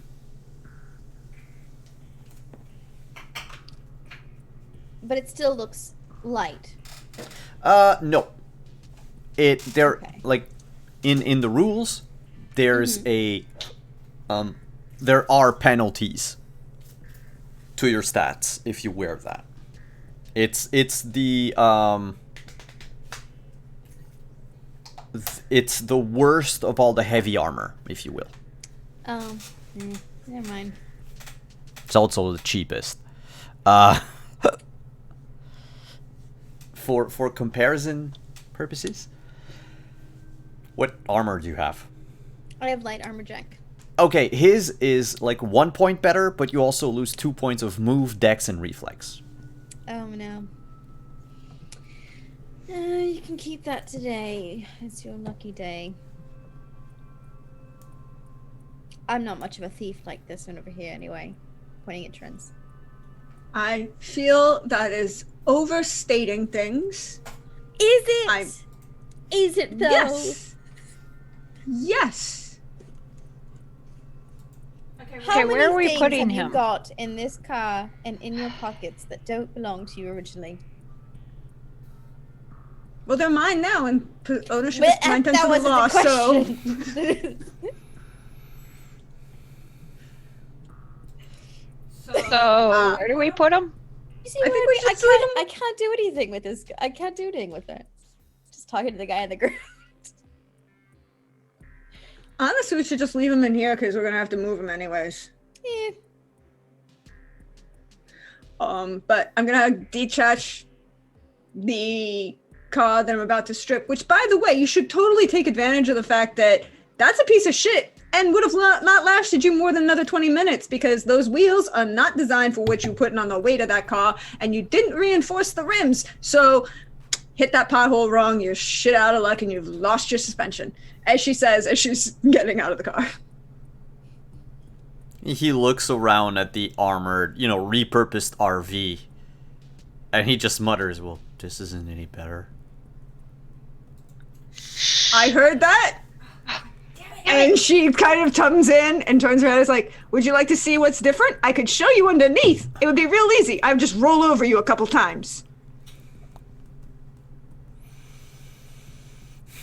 Also, here, and she hands hands Jinx his gun that she's put back together. Now, it'll actually work, because unlike his piece of shit, the sight lines are back on place. Okay, cool. Okay. So, oh god. So just sit there and like shut up.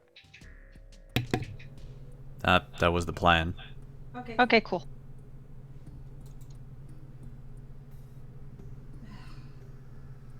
And Reno, do you leave the man here? Did you do anything?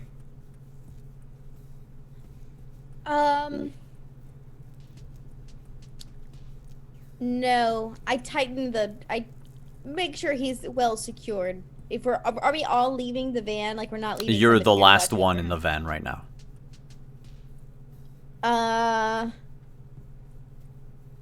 Give him a little ruffle of his hair. Just be a good boy. We'll be back soon. Make sure he's well secured. I'll leave.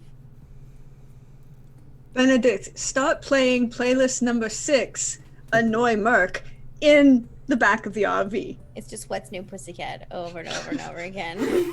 No. That's It's with the break in the replay number 21 where it's what's the other Tom Jones song? It's not unusual. It's yes. It's not unusual to be loved by you. All right.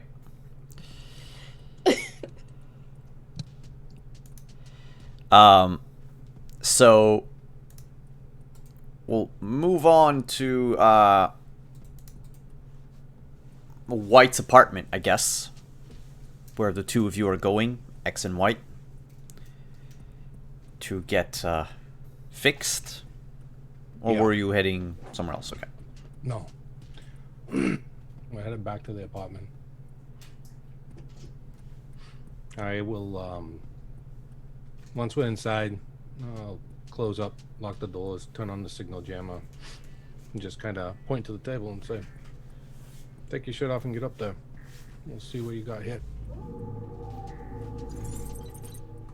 So, yeah, Jimenez is just gonna follow instructions, take off the vest, and the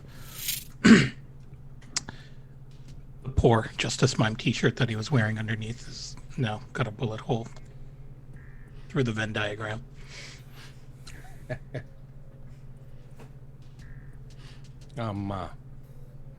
So I'll take a look at it and just kind of size up where the wound is, how much bleeding there is, and then I'll just get to work. I got a match tonight. Oh, Here, we can make sure that this is pretty well secure. it'll be a few stitches. I'll suture underneath it, give it multiple layers. I don't want to do too much though, because it won't bend or stretch. Then you're gonna tear. So I'll use a light touch just to keep the things together, and use some Dermabond over the top, hold it all in place. That way you'll have a little more flexibility. All right. But Thanks for the I'll have thanks to for the money, restitch by it. the way. Oh, no worries. It's the least that we can do for him. But you okay with how things played out? Yeah. Pride's a little hurt. That's the first time anyone's shrugged off everything that I threw at him. I get that.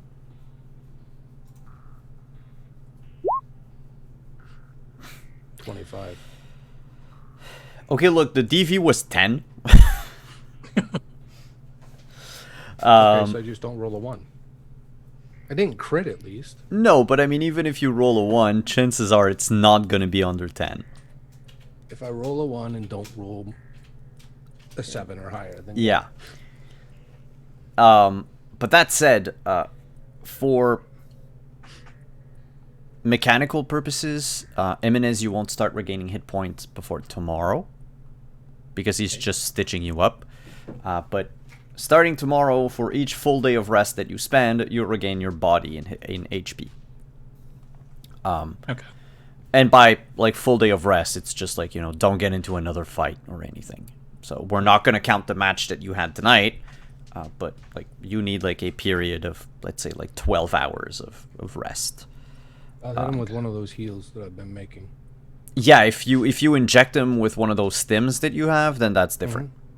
Yeah, I'll do that on top of it. So this will help you for tonight. And that you get your body back with that. Yeah. Body +3, actually. Did that bring you back to Full. Yeah. Okay. So yeah, in that case, White, like, you realize that the stitches are useless. Well, if that's the Like- case, then yeah, I wouldn't have done it. The moment that you I would have still had to suture, or I would have. You have to still close had the to wound. Suture it to Yeah. close the wound. I wouldn't have put stitches on top. I just would have used the Dermabond to make sure that the margins were touching. That's so it. The margins were approximated as best as I could. Yeah. And then I would have hit him with the stem. Yeah, and then the The stem sutures will- releases yeah. an industrial quantity of platelets, basically. Yeah. HGH. So Some hyped up HGH. in You'll, in minutes, it's. Well, I would say it's gone, but now you have a like cute circular scar on your chest. Oh boy. And, Yeah. I know someone that could get rid of that. yeah, we can deal with it later. But just make sure don't tell anyone about my match tonight. I don't know how it's gonna go. No worries. Is it a grudge match or something? No, just I gotta change my entrance music and my ring attire, and basically no. come up with a whole new Ooh. ring. So So you're not sure how it's going to be received? yeah, so I'm gonna be in Club Underground tonight to test that out. Oh, okay. Oh, okay. I get that. All right. Well, good luck with that. And Jimenez is just gonna, spend the rest of the time while he's getting fixed up to edit the video a little bit and sort of upload that up to the net, just to basically take advantage of it and use it as a little bit of self-promotion.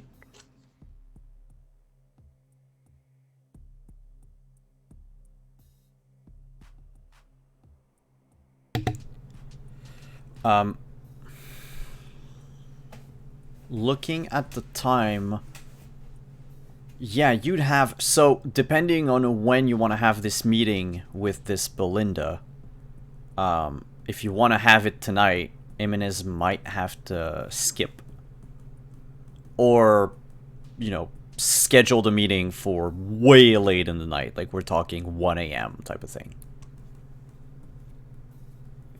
That's going to be up to X. I don't think that we should sit on this dude, Sergeant, for very long. Yeah, you can just swing by and pick me up on the way. All right. So your match, we'll be ready to go. You just let me know when it's done. Okay. We'll scoop you up and head on over.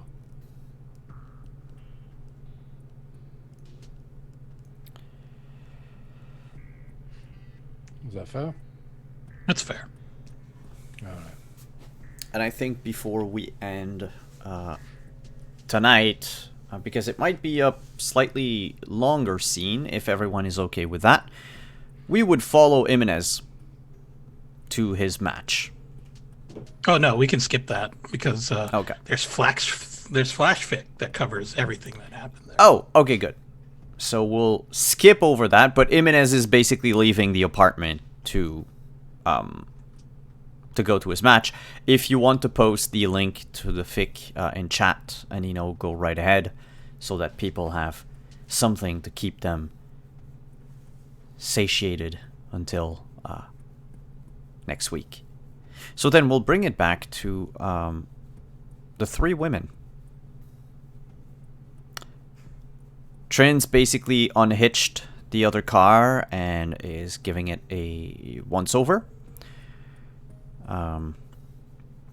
She's also looking for any hidden panels, any hidden pockets, places that, There a person may is smuggle or hide things like weapons. there's a hidden compartment in the trunk where a very nice assault rifle is set up with a few extra clips. She turns, looks at Jinx, gestures to the rifle. Ooh, pretty. Take it. It's in game terms, it's a standard assault rifle. In fact, there's no, it's not been modded, and it's not a custom job either. And fix it and make it better, though. And It'll be my backup. There is there's 50 bullets. It came with it. And then in addition to all of that, as you start rummaging through the car, Trins, you find in a compartment, the compartment between the two front seats, a pair of binoculars, Mm-hmm. 2 handcuffs, and an extra clip of 10 bullets for a very heavy pistol. She turns and hands that to Reno. Thanks. It's a clip full of bullets or just Yep. a clip? No, it's a clip full of bullets. It's got 10 bullets, basically. Hell yeah.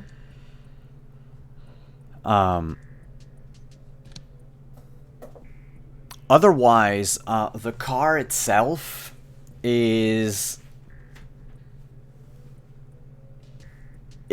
not an older model of cop car like you thought it was. Though it does look like it, it is fairly new. The armoring around is sort of like a sleek, actually not a sleek design. It's more like a brutalist design. Makes the car very square in appearance, almost like a smaller version of like the Christopher Nolan Batmobile. Yeah, somebody without 2 cents put this plating on here so it doesn't actually fit with the car. It's fine. They couldn't figure out aerodynamics and bulletproofing. It's fine. She's going to take it all off and use it to armor plate the SUV. So, And then also strip the rest of the car for parts. yeah, I mean, so the car itself, as far as you're concerned, like, I mean, it has all the parts that a regular car has. It is not neural linked. So you actually, and it is a manual, which is rarer and rarer in Night City, especially for a newer model. It's powered on True 2, just like everything else. As you pull it apart, where's the turbo boost on this? Where's the turbo boost on this? Because there's no reason to have a manual otherwise. there's no turbo. I'm not asking for the NOS. I'm just asking for a standard turbo. There's none. What the heck is he doing then? She says this as she's underneath the hood of this car. And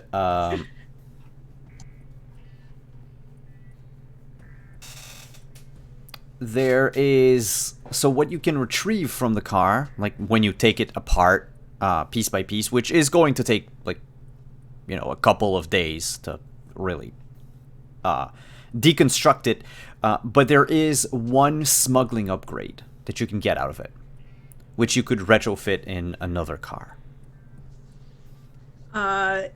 Trins would probably message Merc and be, "Hey, get up, get up, get up, get up, get up, get up, get up, get up, get up, get up, get up, get up." He does not answer his. Your first 4 messages were left on red, and then he apparently never opened his messages afterward.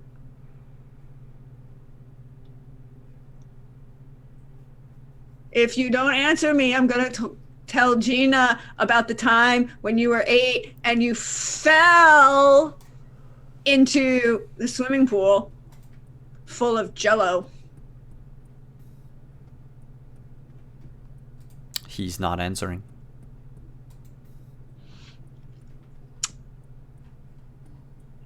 She's gonna Benedict, call Gina and tell her I would love to speak with her about my brother.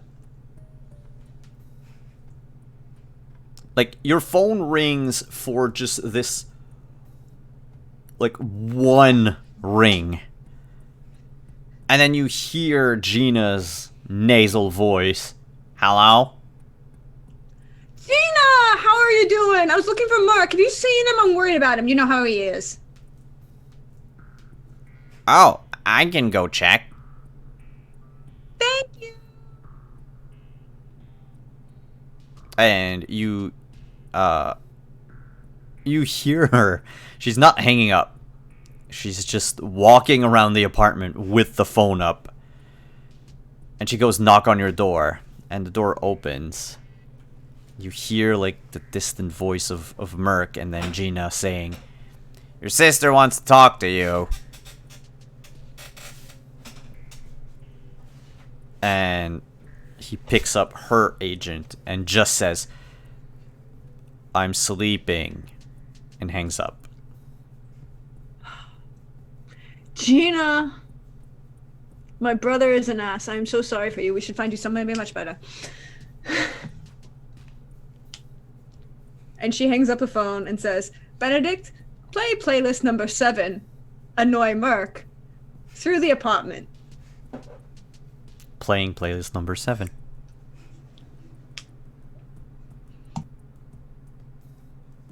And we all know that Merc's day is going to be absolutely miserable.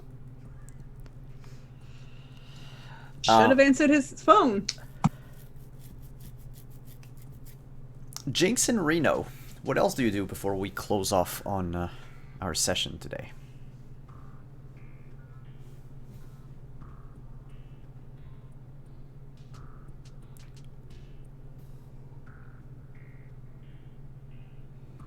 I had a thought and I fucking lost it. Oh. You got anything, Jinx? Ouch.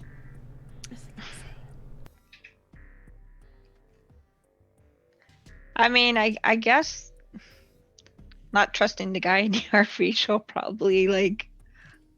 she'll go grab a chair and set up a chair outside the RV and spend the night, like, watching. Just peeking in the window every now and then. Yeah. And just, I like, hugging her gun and, like, catnapping the whole night. Yeah. Like, There are the bench seats that Trins has pulled out of the SUV that have been kind of set up as like a sitting corner, like parked right where the RV parks. yeah, so she'll probably sit there and just be on guard. This lady in Little Europe. Is Little Europe a pretty small neighborhood, or is that a big section of Night City? Or? It's a somewhat big section of Night City. Think maybe about a quarter of the new city. Okay, that's pretty big, yeah. Yeah, it's I don't have the. So, the place that you live in, which is South Night City, next to the old combat zone, is. Okay, Little Europe is bigger than the combat zone. So we're talking about like it's a few miles wide. It is the district where it's a divided district composed of tightly knit neighborhoods made up of old brick buildings and tall skyscrapers alike. So it's your what do you want to call it? Upper middle class and upper class area. Though it's not quite rich, you're gonna have a lot of people that can make a decent living out of whatever they do.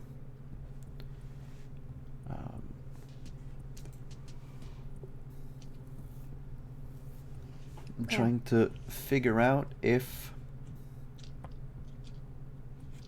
it's the executive zone, it's the overpacked, the open road.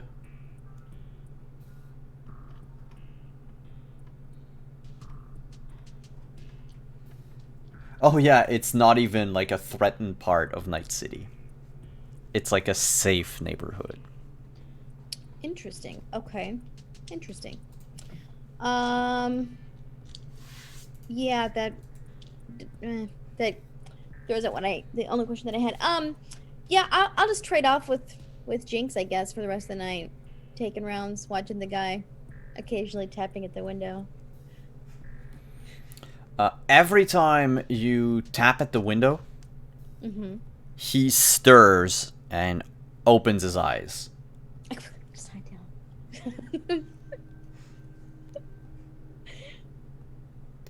But We're terrible. yeah, he, like, you would not get to know him per se, but over the course of the night, like you begin picking up on some of his reflexes. He's clearly someone who's been a solo for, maybe the major part of his life. Maybe he didn't start as one. Like he didn't start as a soldier or anything. Might have become a solo out of necessity. Because he still has a few ticks, if you will, a few habits. Like he doesn't really have the paranoia nailed down just yet. But otherwise, light sleeper, awakens at the faintest sound or movement. And even when he wakes up, despite being cuffed, he still tries to go for his holster, which is empty, but as a reflex, that's what he does. Point of order, we would have taken the big ass knife as well. Yeah. I figure you disarmed him. Yeah, just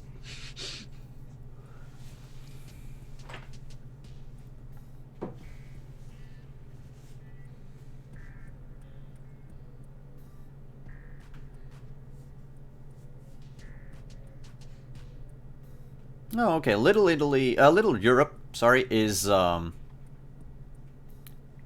like a corporate place, so it is safe from most violence. Yeah. Some parts, like the southern parts of Little Europe, not the southern, I'm sorry, the eastern part of Little Europe is more dangerous. So she lives in relative peace. And just gonna ask White, when do you schedule the appointment?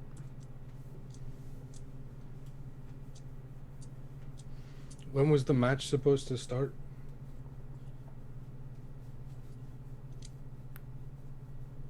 I mean, I would have gotten a time. Yeah, probably would have been about 7:38. Yeah, So I probably would have scheduled the meet for like, I don't know, midnight. 10:30, Okay. midnight. I mean, midnight seems kind of creepy. 10:30, 11 seems a little bit more reasonable. Yeah, I mean 10:30, 11 is too early for booty call and just before like threatening call. Yeah, exactly. Yeah. You can still go out at 10:30. Mm-hmm. So you send her a text. What do you type?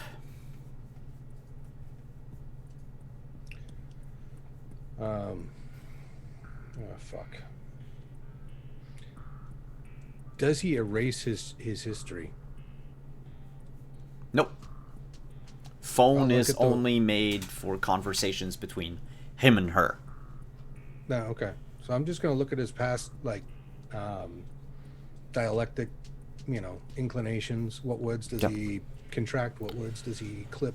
What He other kinds of things does he use? And I'm just gonna mimic something that's similar and vague as something he said before. he types in a lot of shorthand. Shorthand and very, very short sentences, like 2-3 words. Perfect. That's perfect, because then I don't have to worry about saying too much, and just kind of put in whatever message he has that it's like, need to meet, or whatever it might be, or need to check in, or whatever the phrase is that he uses. Looking to report, whatever, and use the same phrase that's similar along those lines. All right. She just answers, okay. Nothing else. Then I'll just reply with the time. Nothing else. All right. And with that, with the meat set, and Belinda now being available for all my players to see as a teaser for next time in Roll20, we are going to end tonight's game. Hope you had fun, everyone. This was a rather smooth session, even though stakes were sort of high. Thank you, everyone, for coming. Thank you to all of our sponsors. Thank you to everyone who participated in chat. Thank you for the follows, the rates, the bits, everything, the hosts. Thank you so much to Roll20, Artalsorian Games, to Found Familiar, and to Machen Press. Also, a big shout out to Level Up Dice for the partnership. If you want to get some gorgeous dice for Christmas, check out Level Up Dice.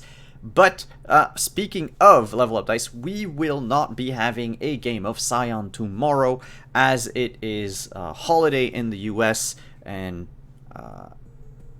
we're giving everyone a break for Saturday. That's it. Let's go around the table.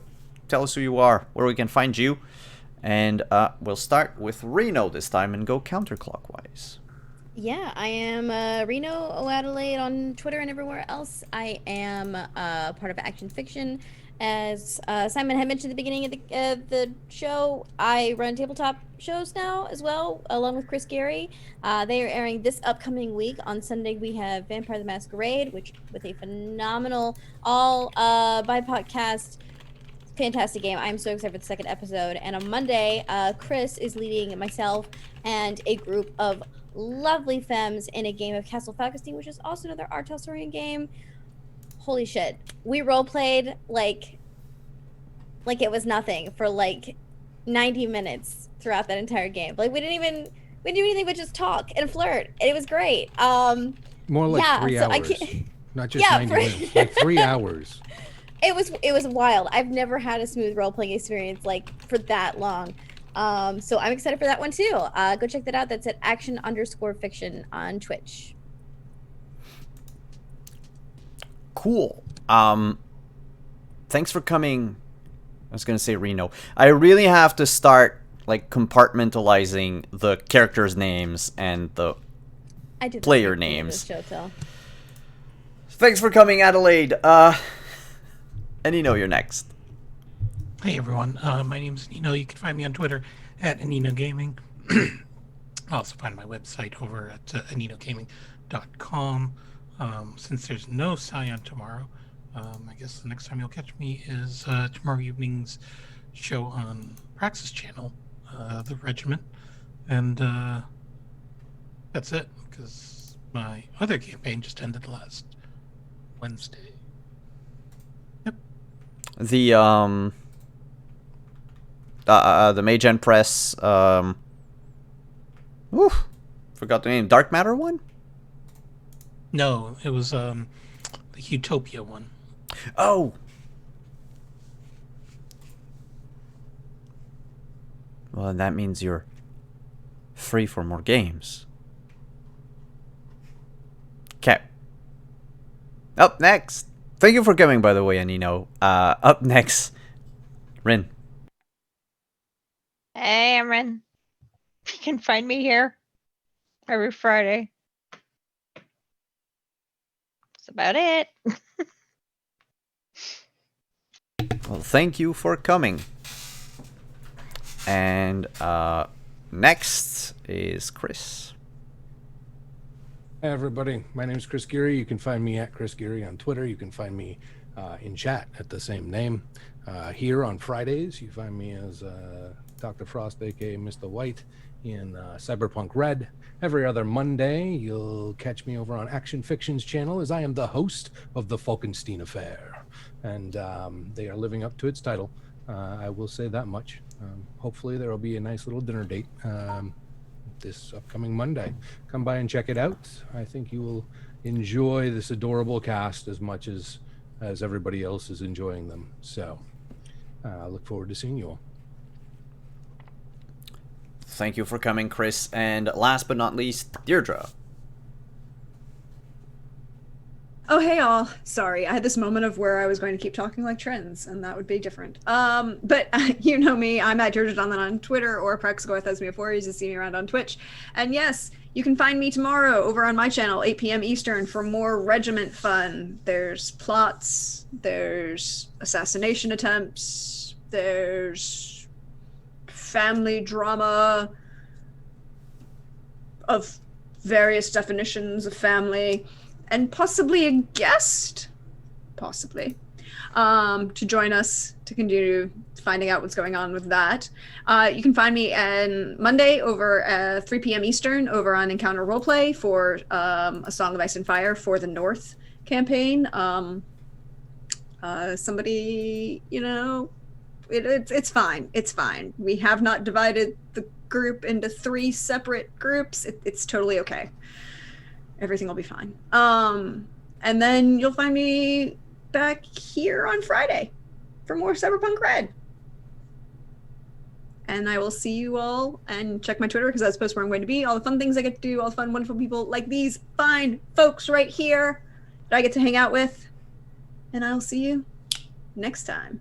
Yes, like you, like just like you, Chris, and Adelaide, and Ren, and Nino, and Simon.